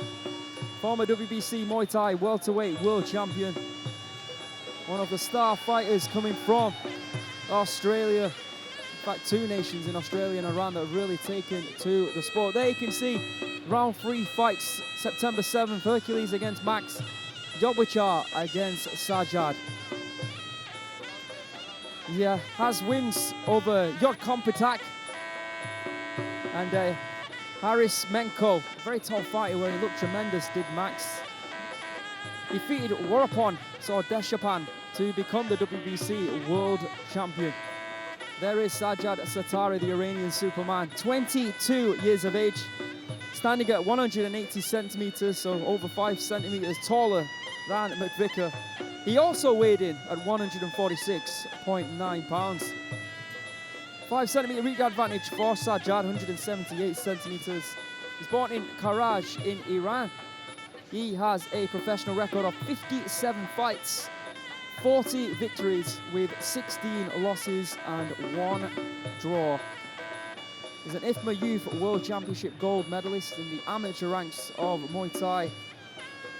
And like Max, a former WBC Muay Thai welterweight world champion and a former Rajadamnern Stadium welterweight champion. Of course, been in the tournament here has Sajad.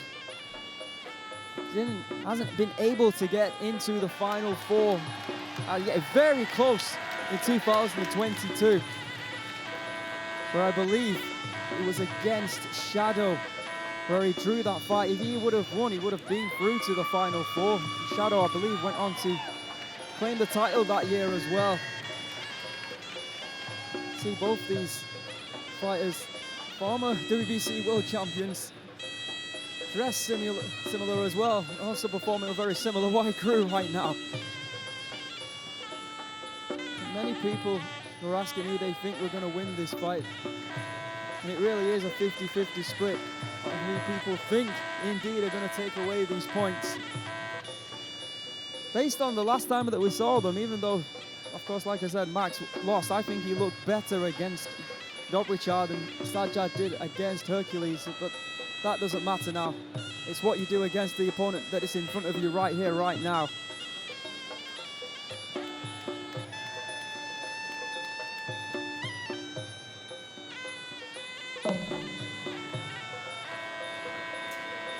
Both very confident young men, 23 and 22 years of age respectively.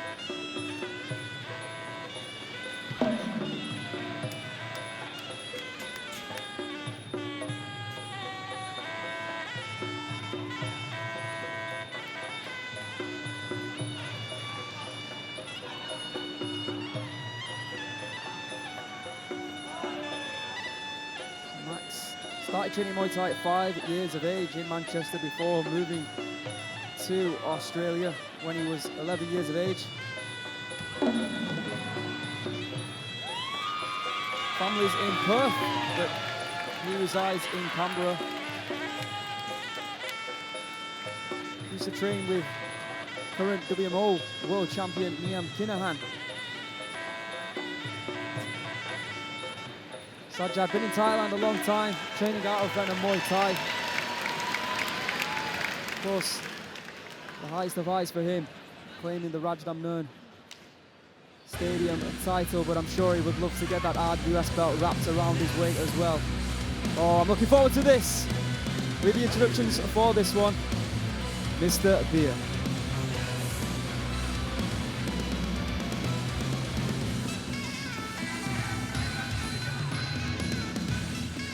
Ladies and gentlemen, this bout is RWS Tournament 2024 of the Welterweight division in Group B. This is Muay Thai. This is Rajadamnern. This bout is brought to you by Chemical Fertilizer, Huawa Kantai. And introducing the referee on stage, Mr. Narin Ponghitran. And now, ladies and gentlemen, introducing first. Fighting from the red corner, 23 years of age. He stands at 174.5 centimeters tall and weighing at 46.9 pounds. He holds a record of 25 wins and 4 losses. He is the W.M.C Muay Thai Welterweight World Champion, representing Australia. Let's go for Max, the Gladiator, McVicker, MuayU.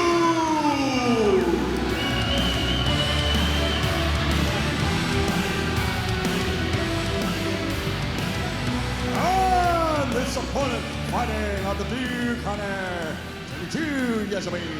He stands 180 centimeters tall and weighted at 46.9 pounds. He holds a record of 40 wins, 60 losses and 1 draw. He is IFBA Youth World Championship gold medalist and former W.M.C Muay Thai welterweight champion and former Rajadamnern Stadium welterweight champion, representing Iran, the terrible Sajad Superman with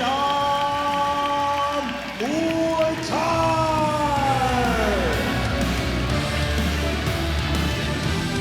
A lot of Australians and Iranians in attendance here supporting their fighters, and I'm sure everyone watching around the world on the DAZN will be truly intrigued by this one. Round 1, here we go.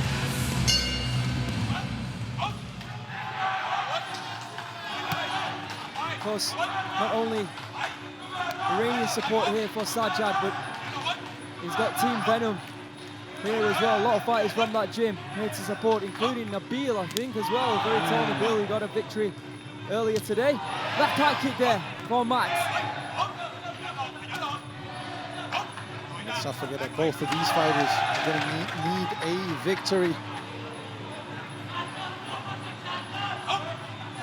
Lefty versus a right-handed. Both of them very technical. Chess game for both of these fighters. Exchange of kicks.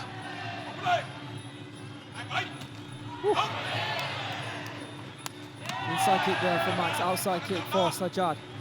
I really love the fact that Max is just standing and trading there, willing to test the power of Sajad. Ooh! Max going in with a 1-2, almost missing. Sajad almost caught with an elbow strike. Takes a left hand in the process though. Oh, there we go. That one did connect. Oh, left high kick there from Max. Sajad doesn't want to wait too long though. Oh, good hands. Good takedown. You know, both these fighters very similar in styles. Both possess great kicks, great knees, great punches. It's all just about shot selection right now and timing. Apart from that, everything else very similar. And that's what makes it such a mouth-watering contest that many people have wanted to see for a long time. Oh, perfect right hand. Talk about timing from Sajad there. And once again, frustrating Max, taking him down. Max looking for that left high kick. So about composure now from Max. Sajad looking fast earlier on here.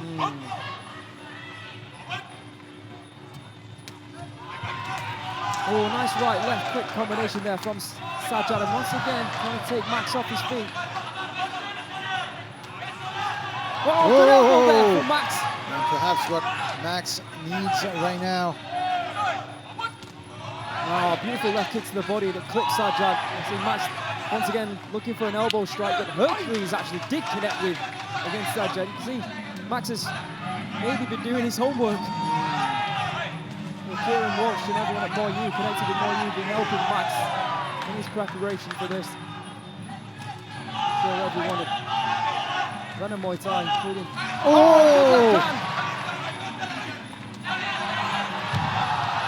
Another great takedown. Here's the experience of Sajad, and a confident Sajad, and a confident Max going back to their corner. Oh, it's so close. I think Max started well. Sajad had a great middle of that round, and then Max ended well. So You how do also you got call to consider the takedowns from Sajad that will be going in his favor as well. Let's have a look at the replay. Good elbow, sneaky one there, and a sneaky left hand as well. That was another right hand from Sajad in reply. Nice elbow in the clinch there. Oh, almost in the clinch from Max. Toe to the forehead.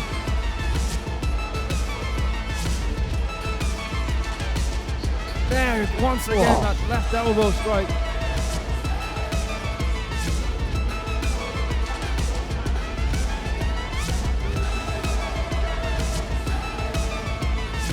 Ladies and gentlemen, in the first round, all three judges are red 10, blue 9. First round, but all three of the judges have seen it exactly the same. More output potentially from Max in that round, more display of weapons on show from Max. Has taken it. Difficult to argue with that one, even though I know people around me right now thought that Sajad did enough. All right, let's see what happens here in round number 2.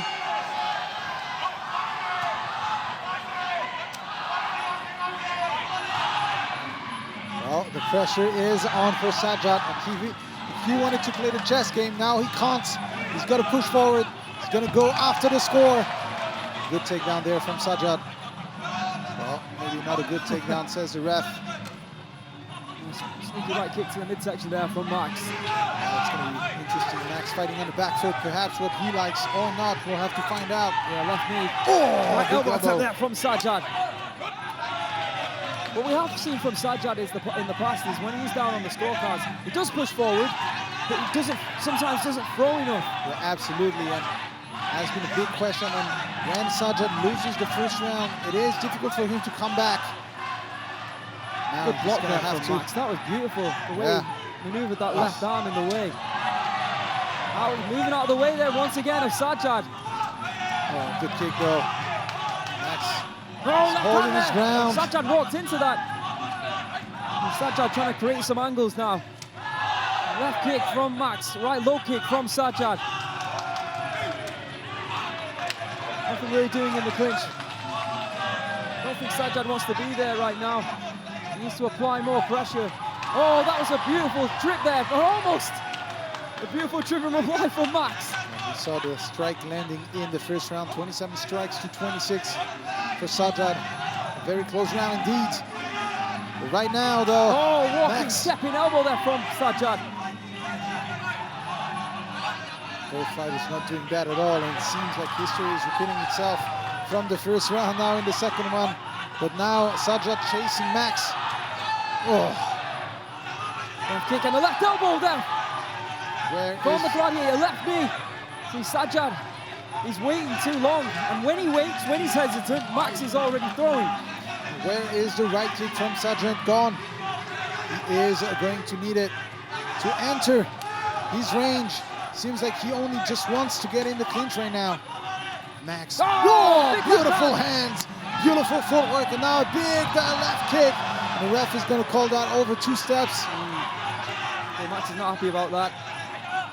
But yeah, another snapping left hand from Max, similar to the way we saw in round number 1.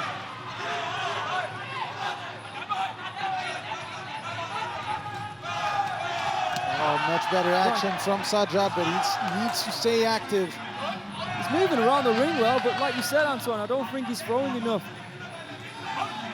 Whereas Max, even on the back foot, he's still finding ways to trouble Sajad right now. Yeah, he is indeed. That was a better right high kick there from Sajad, but once again, Max coming back with a couple of strikes. Inside kick from Sajad. End of round number 2. And once again, both fighters feel they've done enough to take that round. Yeah, it's definitely going to be another round that's going to be very close. Not entirely sure how the judges are going to score this one, but a confident Max going back to his corner. Well, to be honest, I think if Max won round number 1, I think he probably won round number 2 as well. That was big output. Good. And you can see the way Sajad moves forward, but it's Max who's connecting.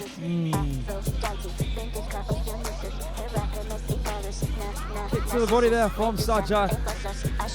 Almost with that right hand. Beautiful defensive acumen there by Sajad. Oh, what an elbow from Max. Well, let's find out if indeed the judges do see it the same way.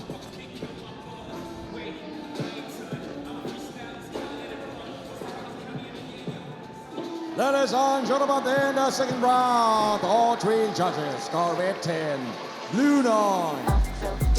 On the total score, all 3 judges score 20-18. Rajadamnern Stadium will be tested once again as we have what it takes to drop a superstar in the making like McVicker. Hands, elbows will definitely be the weapon of choice for Sajad. For Sajad. Max went in for the trip there, but Sajad scouted it through a sneaky left elbow. Good timing there from Sajad.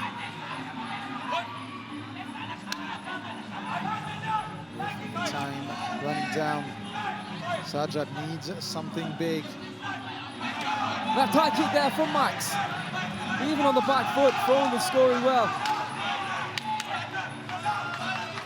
Cord management there from Max, grabbing a hold. See Sajad looking at his corner for some advice. Another elbow attempted there. There you can see the damage that's been done on either fighter. More output on to the body from Max. And again with that left kick. And again.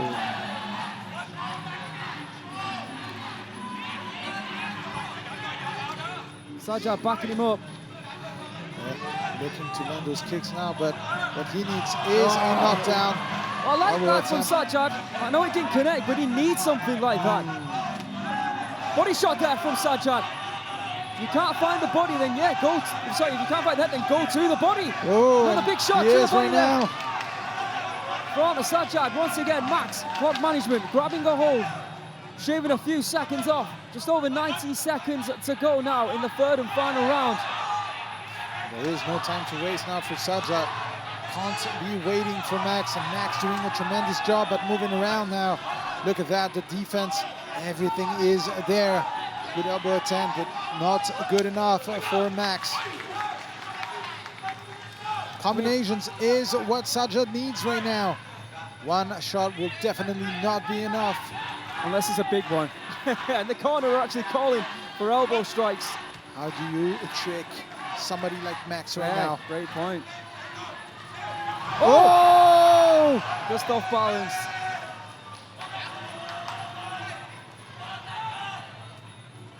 But yeah, Sajad, he's going to have to take more risk than he is doing. Oh, nicely done there from Max. Sajad checking it off. Or trying to. Frustrated. Left kick to the body there from Max. Sajad cornering him, but he just cannot find that right hand. Great footwork from Max. Moving backwards. Sajad not able to land the punches he needs right now. You can see Medizaru frustrated, leaving the corner of Sajad already. Yeah, final 10 seconds. There's no urgency from Sajad here. Good, oh, beautiful defensive work once again from Max. Masterclass from Max McVicker. Sensational performance. In my estimation, he probably won all 3 rounds. What a fight from Max McVicker, a superstar in the making, or I want to say a superstar is born. Yeah, he arrived. is in RWS. And he knows it, doesn't he? Tremendous. You can see that. Like I said, the Muay Thai world were expecting a close one. Well, Max winning all 3 rounds. You can see the disappointment there of Sajad. Great performance by Max. Let's have a look at how he did it. There was that snapping left hand in round number 1, which he threw another one in round number 2.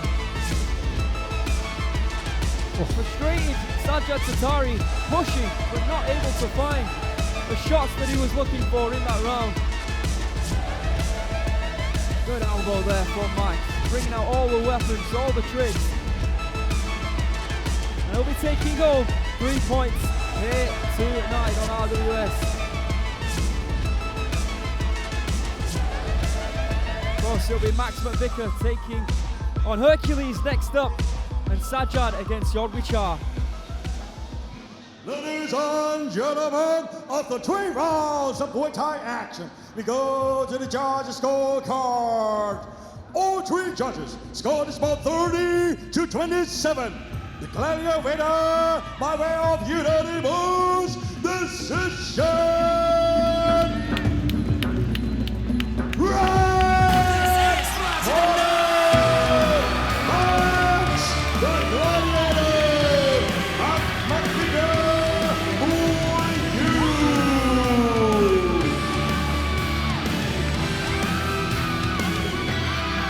Show sportsmanship.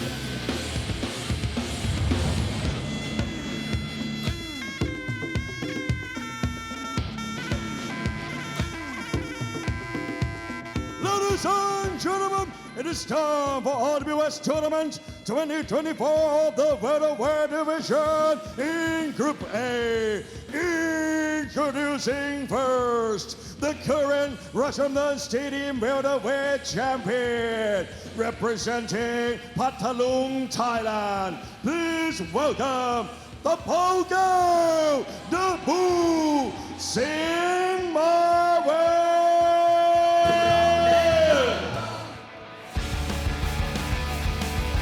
The current Rajadamnern Stadium champion making his way to the Rajadamnern Stadium ring. Tapaokaew, the Bull, is back. Last time out, won a split decision victory over Choojaroen. And now he's looking to try and solidify his place in the final 4 with a victory here tonight over a former Rajadamnern Stadium champion.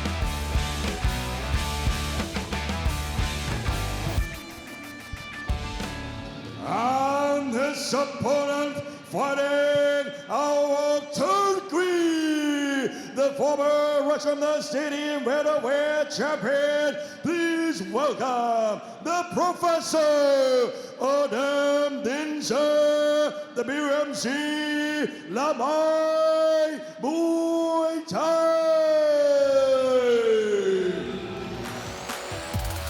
The Professor making his way to the ring. Last time out, gained 3 points over Saenpon Sommai, which means him and Tapaokaew are on top of the table in Group A. Of course, now joined by Choojaroen after his victory earlier tonight against Saenpon. Of course, former Rajadamnern Stadium champion Erdem Dinja would one day, I'm sure, like to get a shot at that title. But in the meantime, it's all his focus is on the tournament, and what a victory would be here tonight against the current champion in Tapaokaew. One of the hardest punchers in the tournament, Erdem Dinja, against one of the strongest in the clinch in Tapaokaew. Let's have a look at the tail of the tape for this one. In the red corner, we've got Tapaokaew Sing Marwin, the Bull. From Thailand, 22 years of age, standing at 175 centimeters, weighing in at 146.8 pounds. He has a reach of 173 centimeters. He was born in Patalung, in the south of Thailand. He has a professional record of 76 victories with 21 losses and 2 draws. Wins over Ferrari Fairtex, Yodwicha, and of course, Choojaroen, current Rajadamnern Stadium welterweight champion. There you can see confirmation of what we have coming up on the 7th of September. Tapaokaew will take on Saenpon, who's yet to score here. And we've got Erdem Dinja against Choojaroen. So, speaking of Erdem Dinja, the professor, he is from Turkey, 23 years of age. 172 centimeters tall. The return of Sangmini will be next week here on RWS. We've got 2 newcomers to the super lightweight tournament. Alfie Pearce and Sangmini go head to head next week. Another start card for our super lightweight round 2 tournament next week here on RWS. The incredible fight cards, the incredible fights, the incredible fighters just keep on coming. The professor stands at 172 centimeters. He weighed in at 146.9 pounds.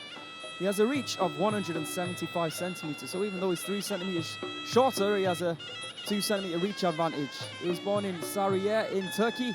He has a professional record of 59 fights, 52 victories with 7 losses. Former IBF Muay Thai world champion, Won Songchai S1 Muay Thai tournament champion, and of course the former Rajadamnern Stadium welterweight champion, a title that he won defeating obliterating Italian fighter Ruben Lapira before becoming unstuck against Hercules, and then again in the rematch as well. The customary throwing of the t-shirts from Erdem. We've already seen one Turkish fighter here tonight in the prelims. Gokhan defeating the star by first round knockout. Let's see what happens in this one. Okay, Tapaokaew in the past has struggled with punchers, and there is no heavier puncher perhaps at welterweight than Erdem. With the introductions for this one, Mr. Beer.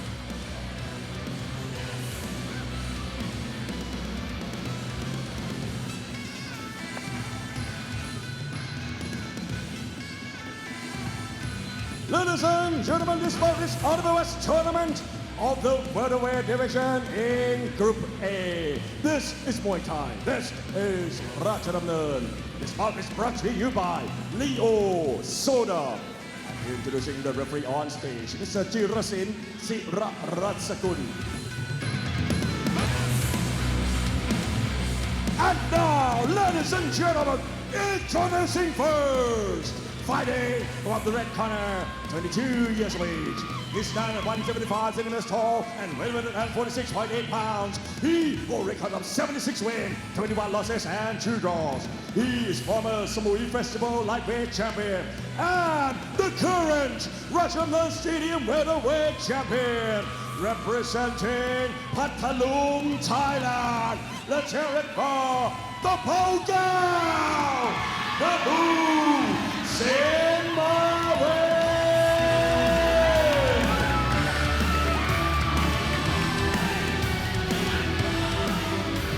And his opponent fighting at and the blue corner, 23 years of age. He stands at 172 centimeters tall and weighing at 46.9 pounds. He holds a record of 52 wins and 7 losses. His one Sommai is one Muay Thai tournament champion and IBF Muay Thai champion and the former Rajadamnern Stadium Welterweight champion representing Turkey. Let's hear it for the Professor DAZN, W.M.C, Lamai, Muay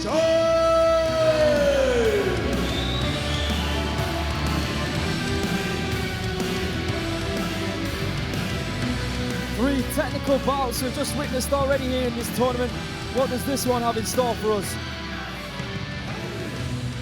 Round 1 of the schedule 3, right now here on RWS in our main event.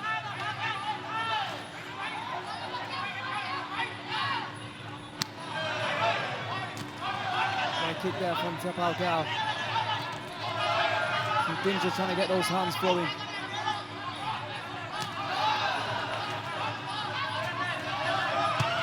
You can see Tapaokaew aware of the power of Dinser. Dinja always looks very relaxed, doesn't he? Almost too relaxed sometimes. Always takes it in his stride. Looks like there's no place he'd rather be in the world than under the bright lights of Rajadamnern Stadium. Looks so comfortable there. Big elbow attack there from Tapaokaew.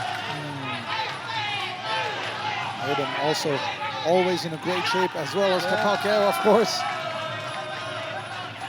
The Bull versus the Professor. Oh, big right hand from Tapaokaew. Wrapped up there from the Professor, Erdem Dinja. Here comes Tapaokaew though, trying to throw his own, trying to match Erdem, trying to play him at his own game.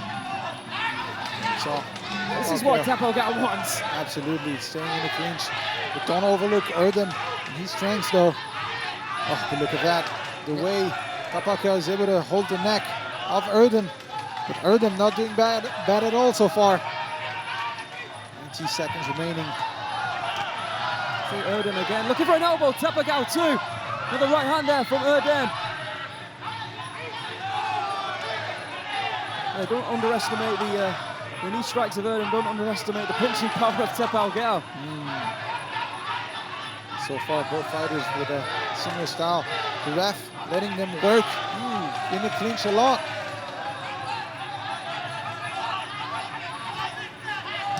Left hook to the body there.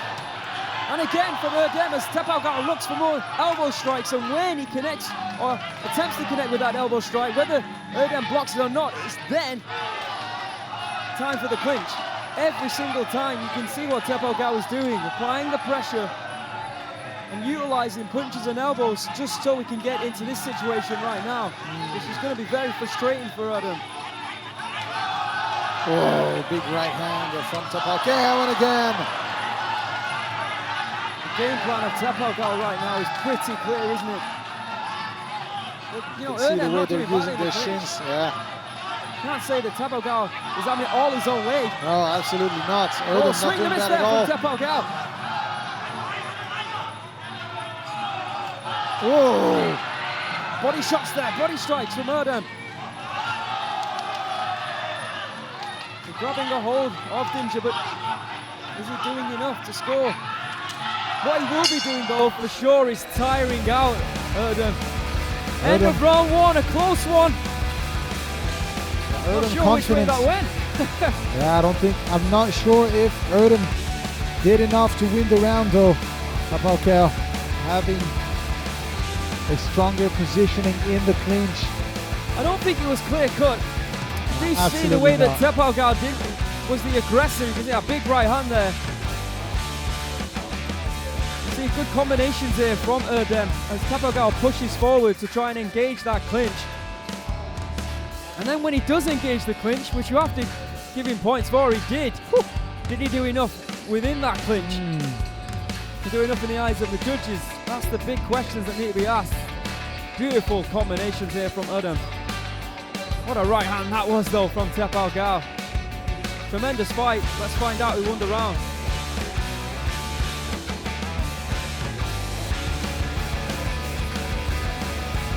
Ladies and gentlemen, in the first round, all three judges score red 10, blue 9.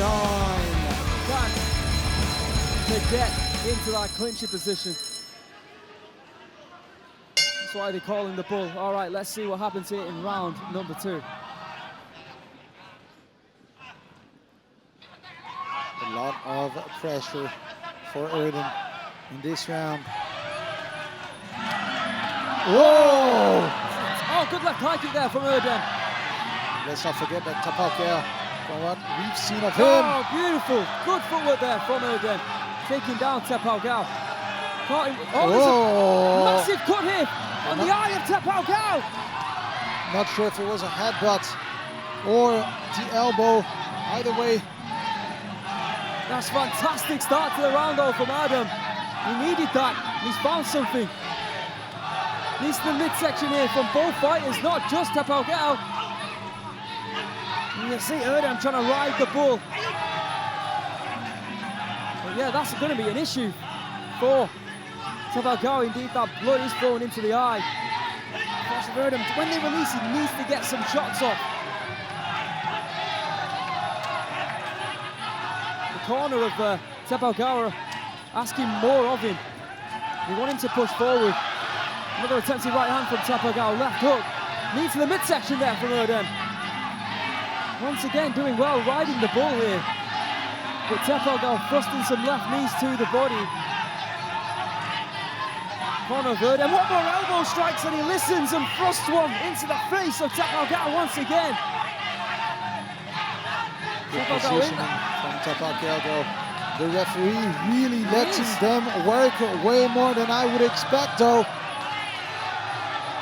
Yeah, you're right. So, I mean, we've seen it on RWS where the referee separated them within the clinch. Very unusual from what we usually see. Oh, another elbow strike there from Erdem. First that going in favor of Tapaokaew right now. Because Erdem doesn't really want to be in that position. If you think about it, when we saw that fight between Yodwicha and Hercules, both fighters in the ropes, and the ref separating right away, and right now the ref moving the ropes to get them out. So letting them flow. Another attempted right elbow blocked, and Tapaokaew strikes with a big right hand. Erdem fires one back, and back into the clinch again we go.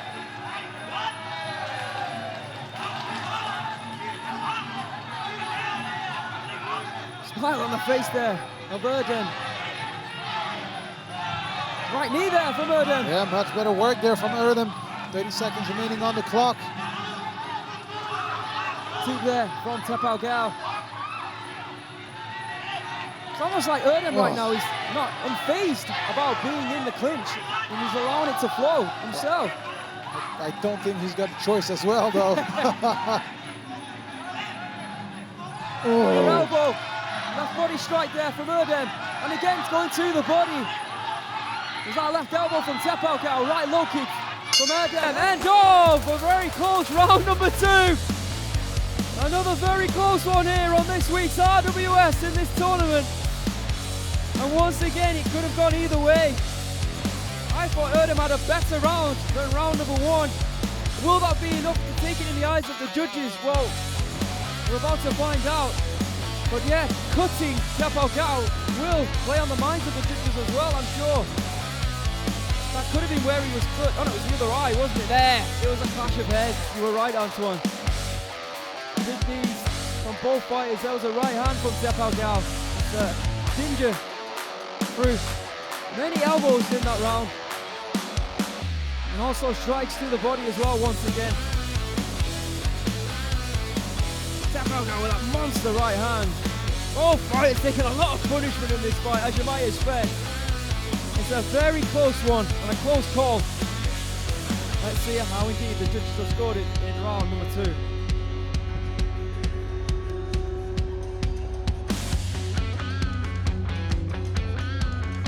Ladies and gentlemen, in the second round, all three judges score red 10, blue 9. On the total score, all three judges score red 20, blue 18. Remember, he's still got 3 points on the board. In his next fight, he takes on Choojaroen, I believe.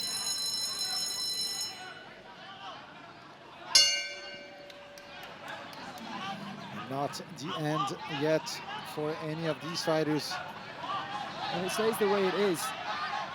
Let's say Tapaokaew defeats Saenpon. Not saying that would be the case, but it could be that we were going to witness a Choojaroen versus Erdem all-or-nothing fight in a few weeks' time, September 7th. Oh! Shot to the body. Let's not count out Erdem yet, though. A shot to the liver will knock out any fighter, will knock out any bull. Right kicks there from Tapaokaew. And we know that he's got big hands, Erdem. Oh! Yeah, Tapaokaew happy to exchange. Yeah, I think that's better. That's absolutely. He wants to be back in the clinch. Yeah, now the ref separating faster, perhaps. Oh, big elbow strike there from Erdem. As once again, targeting the right side with the body with that left hook to the liver.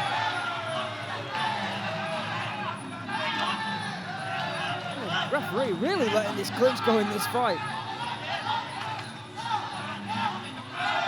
Another elbow strike there for Erdem and big knees in that. Look at the head. Look at the clinch here from Erdem. Yeah, great clinching action from Erdem. Very good here. But now a knockdown is what Erdem needs, though. Required. And you can see the ref. Another big right hand there from Tapaokaew. Another elbow strike from Erdem. Maybe those body strikes are starting to take a toll on the fatigue of Tapaokaew. Here you can see the experience of Tapaokaew. Whenever the ref separates them, he pushes forward to stay close. Big right elbow, but left elbow in reply from Tapaokaew. Erdem once again looking for elbow strikes within the clinch, and I think he's cut now under his right eye. Might be. Oh, this has been a brutal bout, really has. I mean, these two have taken each other into deep waters. The experience of Tapaokaew now. Just staying close. Yeah, there's a cut. There is, you're right, Aaron. That's unfortunate for Erdem. Keep both fighters cut now. Now difficult for Erdem. Oh, right elbow.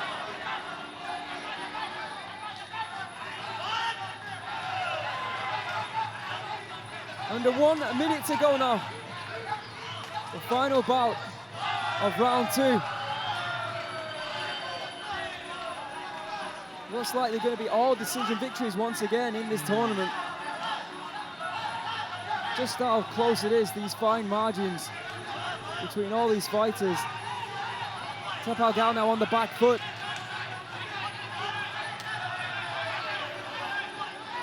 Erdem targeting once again the body of Tapaokaew. Another right hand from the bull.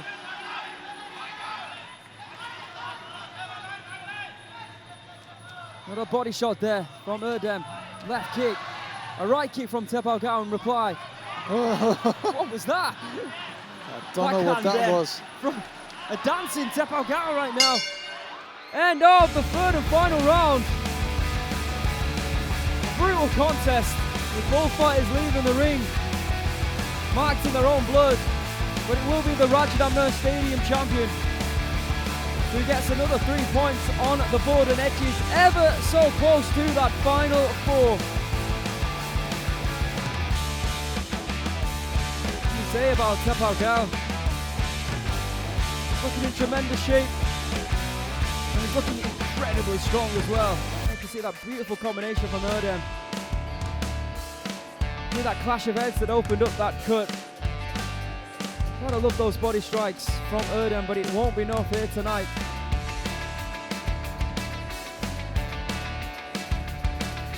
Oh. Tapaokaew clearly been working on his boxing.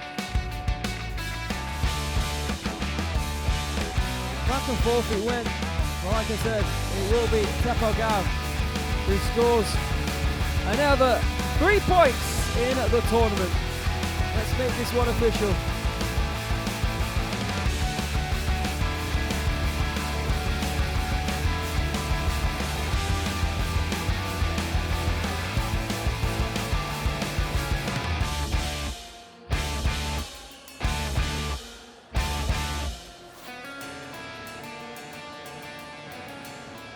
Ladies and gentlemen, after 3 rounds of Muay Thai action, we go to the judges' scorecard. All 3 judges Score is about 30-27. Declaring the winner by way of unanimous decision.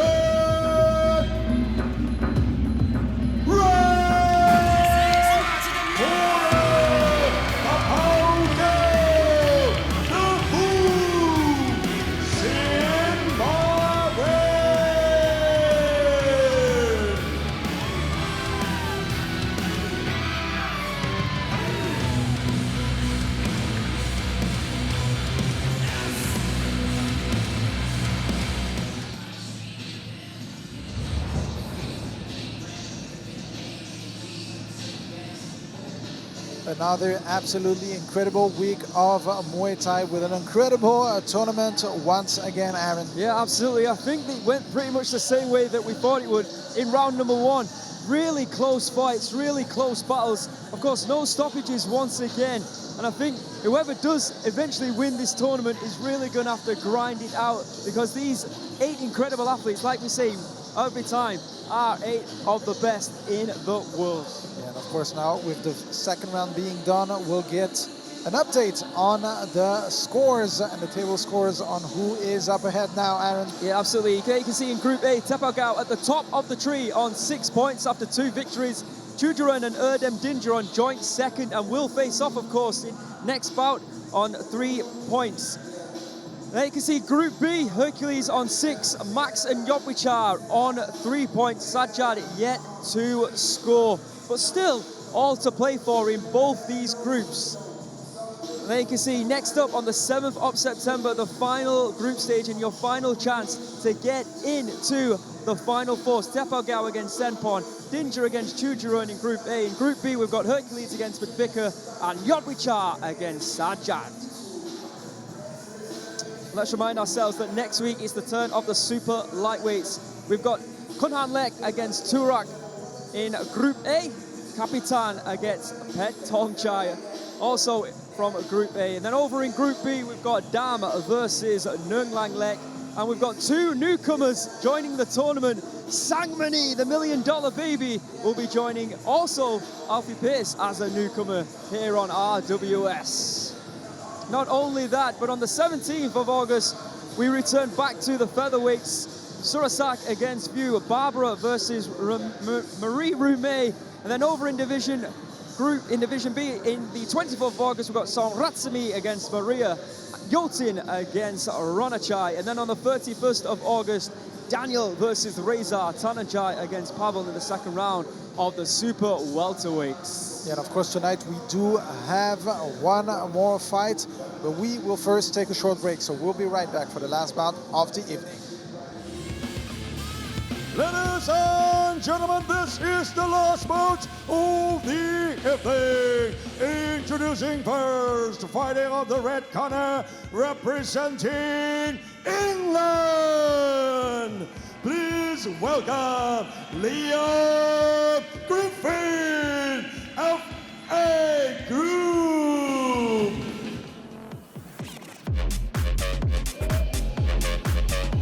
Final bout of the evening. Coming to the ring, making his debut here on RWS from England, Liam Griffin. Seen some great talent, of course, from the UK recently in the sport of Muay Thai. Let's see how Liam Griffin performs here tonight on Rajadamnern World Series.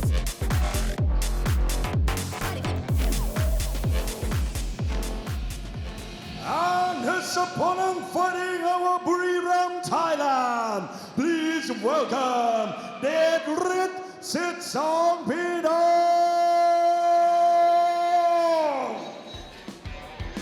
And one of the newest fighters to Team Sitsong Pinong, Dynamite Detrit, makes his return to RWS, coming off a knockout victory in the 3rd round last time out. I'm sure he's looking to improve on his 3-1 record inside RWS.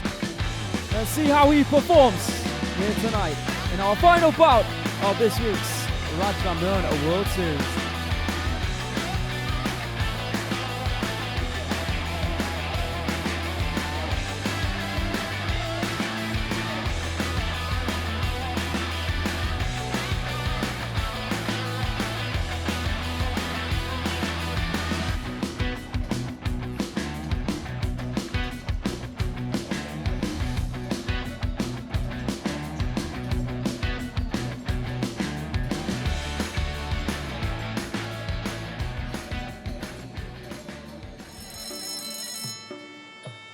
And there you can see the tail of the tape for the final bout this evening at welterweight.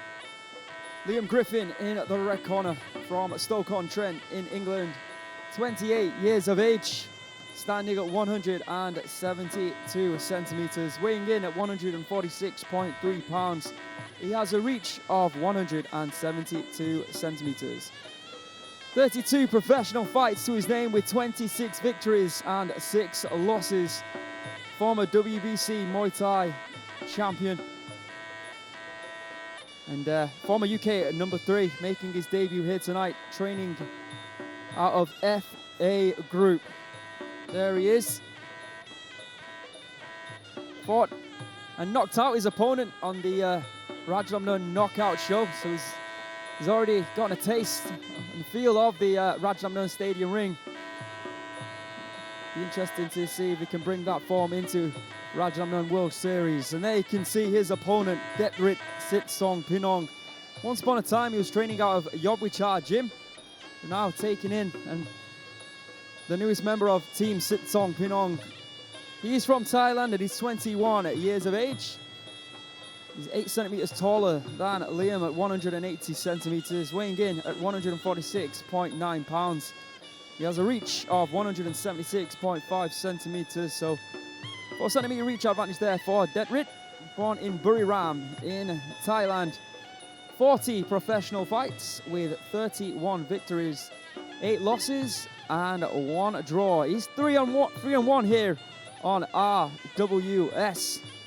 Been very impressive as well. He's got some big power in those hands of his. Got 2 fighters here who are coming off knockout victories, I believe.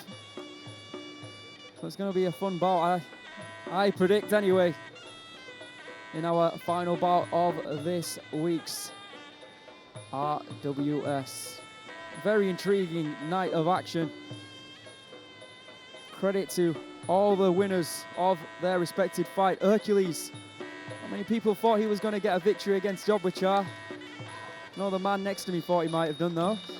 Got Choojaroen taking a close one over Saenpon, of course. McVicker against Sajad and Tapaokaew against Inja. Makes for some tasty matchups on the 7th of September. The final round of the group stages. In the meantime, with the introductions for your final bout, Mr. Beer.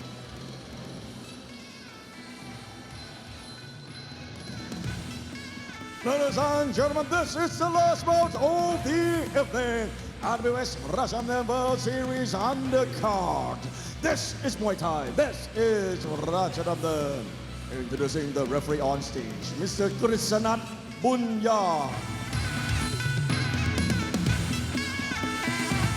And now, ladies and gentlemen, introducing first, fighting on the red corner, 28 years of age. He stands 172 centimeters tall and 146.3 pounds. He holds a record of 26 wins and 6 losses. He is a former WBC Muay Thai UK champion, representing England.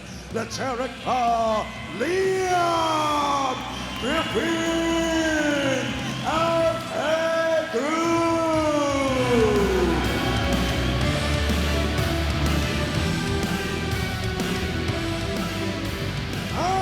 his opponent fighting out the blue corner, 21 years of age. He stands 180 centimeters tall and 146.9 pounds. He holds a record of 31 wins, 8 losses and 1 draws. Representing Buriram Province, Thailand, let's hear it for Detrit Sitsongpinong!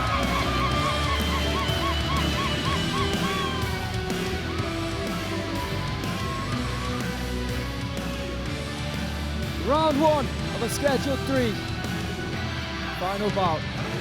England against Thailand.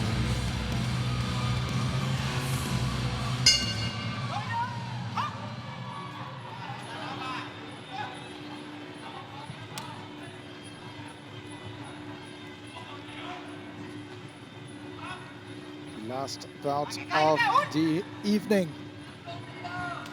Ooh, turns it up kick there from Liam. Deadly looking a little bit bigger. At least taller. Whew. Big right kick there.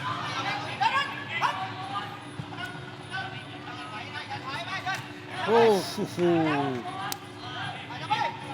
actually looks like he's growing as well. Looks like he's getting bigger. And perhaps because of the way Liam is standing as well, a little bit lower on his legs. Nice inside kick there, and again to the outside from Liam. And again, going back to the legs. Good block from Liam. I really think they've got high hopes for Detrit at Sitsongpinong. The whole team is there. Oh! Nice combination. Liam took that well. Oh, a good low kick there from Liam. And Liam very composed. Detrit as well. Eyesight very focused. Right kick attempt. Good defense from Liam so far though. I like the way he's taking. Ooh. Trying to take away the legs there of Detrit. Focusing on those low kicks. That right kick now landing. There again. Inside kick, frustrated Detrit. Oh, don't want to be taking too many of those for sure. Then trying to move in with a right high kick. Liam now on the back foot. Detrit chasing. Outside kick there from Detrit. Another attempted low kick but blocked that time. Also, let's not forget, it is a welterweight fight as well. Just in case something ever happens to one of the fighters competing in the tournament, you never know.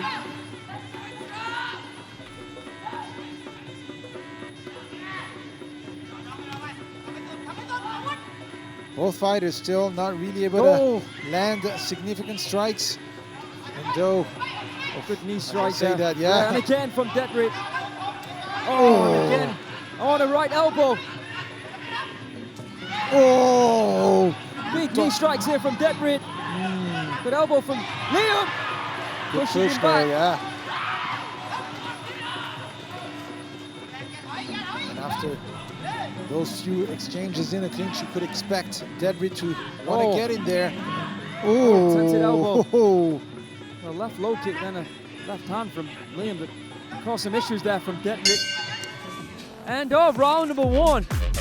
Another high level fight here at welterweight between these two. And a close round. Liam targeting the legs of Detrit all throughout that entire first round. Detrit going up high to the body with his kicks. Let's have a look at the highlights from the round. And you can see Detrit with the right kicks. Some solid knee strikes as well in there, of course. There's that left kick to the body from Liam.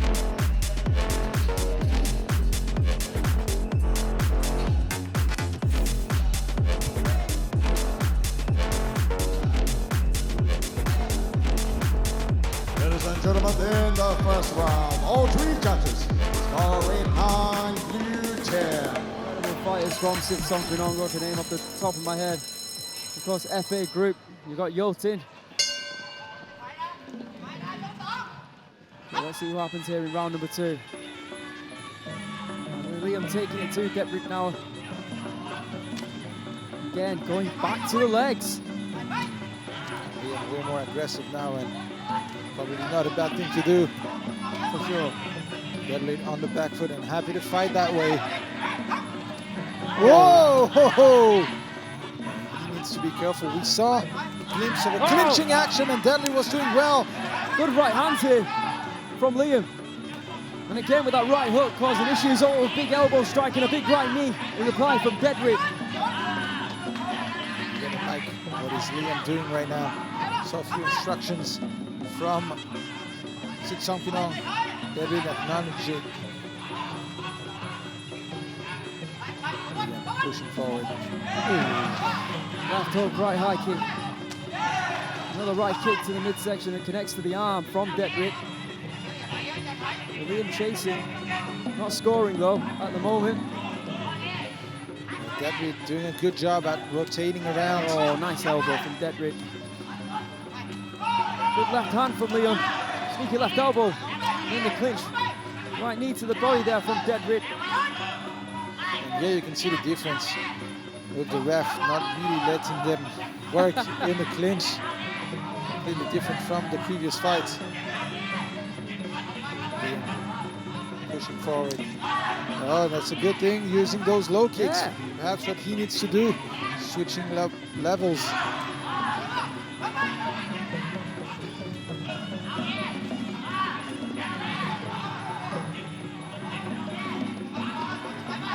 Hey, Liam, targeting the body. That retiring a little bit. Yeah, much better round from Liam, even though Deadrit's still looking in control, very composed. But Liam slowly but surely scoring in this round. Yeah, and Those low kicks are scoring. absolutely. And Deadrit really known for being aggressive to take the fight to his opponents. He's now backing up. So in respect to Liam, good thing. Is Liam doing enough to win the round though? That is the question. I feel like he should be, but I'm not sure he will get a low kick there from Liam. Love the combination of low kicks that he's thrown throughout round 1 and now round 2. All the judges, that's the thing. Close round. Right now, at least in my eyes, Deadrit's still a little bit on top due to those middle kicks landing over and over. Good knees there.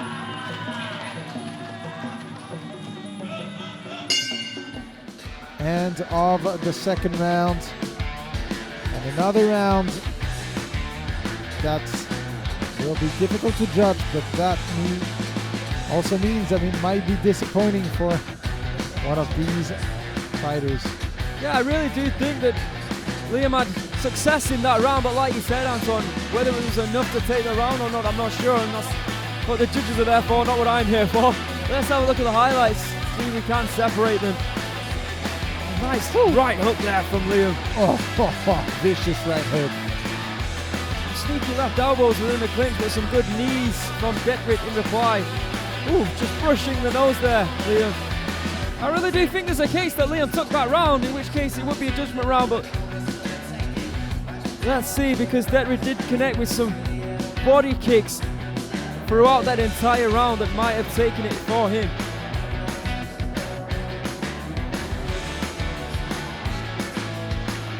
Ladies and gentlemen, in the second round, all 3 judges are red and blue 10. On the total score, all 3 judges are red 18, blue 20. Well, not round, and your brother behind me thinks so as well. Absolutely. And I can understand why. Again, I do think it was all about the positioning and the stances. Those right kick landing either way. All right, well, Liam, he did really well in round number 2. We're going to need more of the same, and we're going to actually need a knockdown now for Liam in round number 3. For either him to get a draw with a knockdown, of course, the knockout will get the job done. But he's taking the fight straight to Deadrit. Deadrit. Even though he is up ahead on the scorecard, not in the most impressive performance. He's got to give credit for Liam for that. Absolutely. Oh, but a sneaky elbow in counter though. Now Liam really taking a fight to him. Been taking a fight to him since the first round though. Yeah, I mean, he's been chopping away at those legs for the entire round, and you can tell that Deadrit does not like that at all. And again, that time to the back leg, and a nice left hook there from Liam. Saw a few big hands. Oh, big elbow once again there. The counter strike from Deadrit. Oh, and a cut. Yeah, that elbow opened up a wound here. On Liam's eyebrow. Not what he needs right now. I don't think he cares at all. Kick to the midsection from Deadrit. It's just about keeping Liam Griffin away from him right now.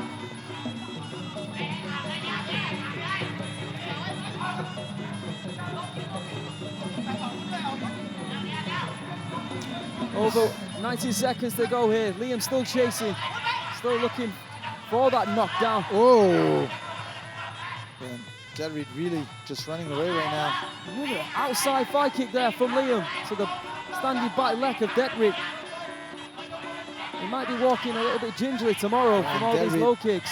Derrit telling Liam that he might throw a right elbow.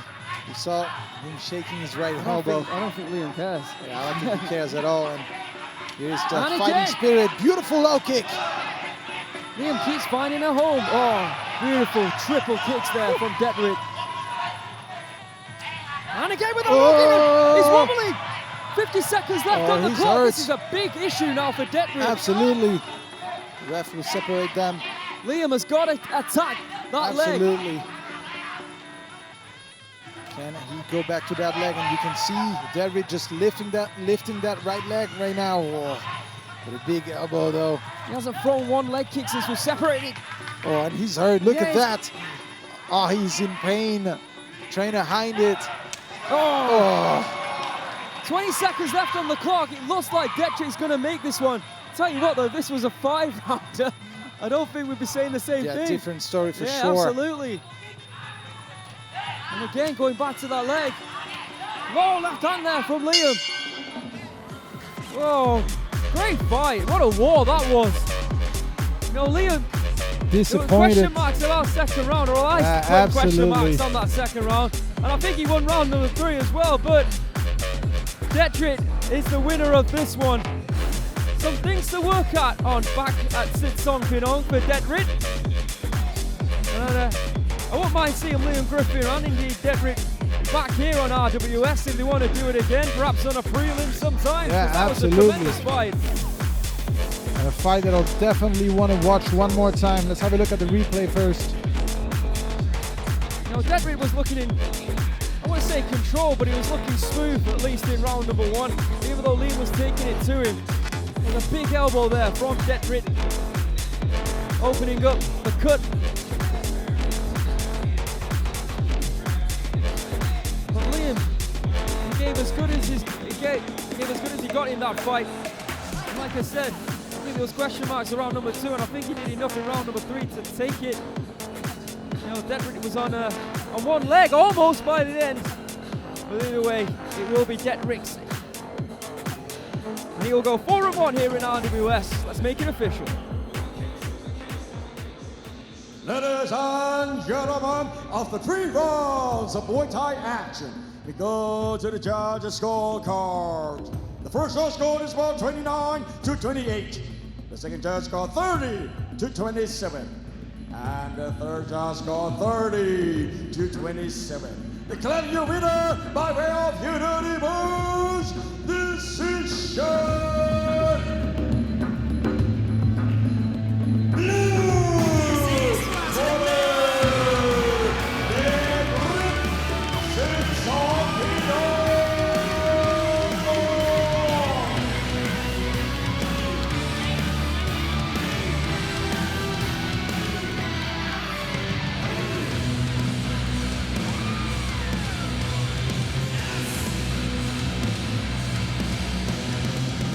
There you have it, already the end of this magnificent night of Muay Thai. Of course, don't forget to watch us again next week and the week after that, and of course the week after that as well, because RWS is every week, Aaron. Absolutely, no better place to watch the best Muay Thai fighters in the world compete than right here. Of course, next week, Kapitan against Petchkiatpetch, Dam versus Nernlanglek. Let's not forget Sangmini versus Alfie on the 17th, Surasak versus View, Barbara versus Marie Rumey. On the 24th, it's Somratami against Maria, it's Yotin against Ronachai.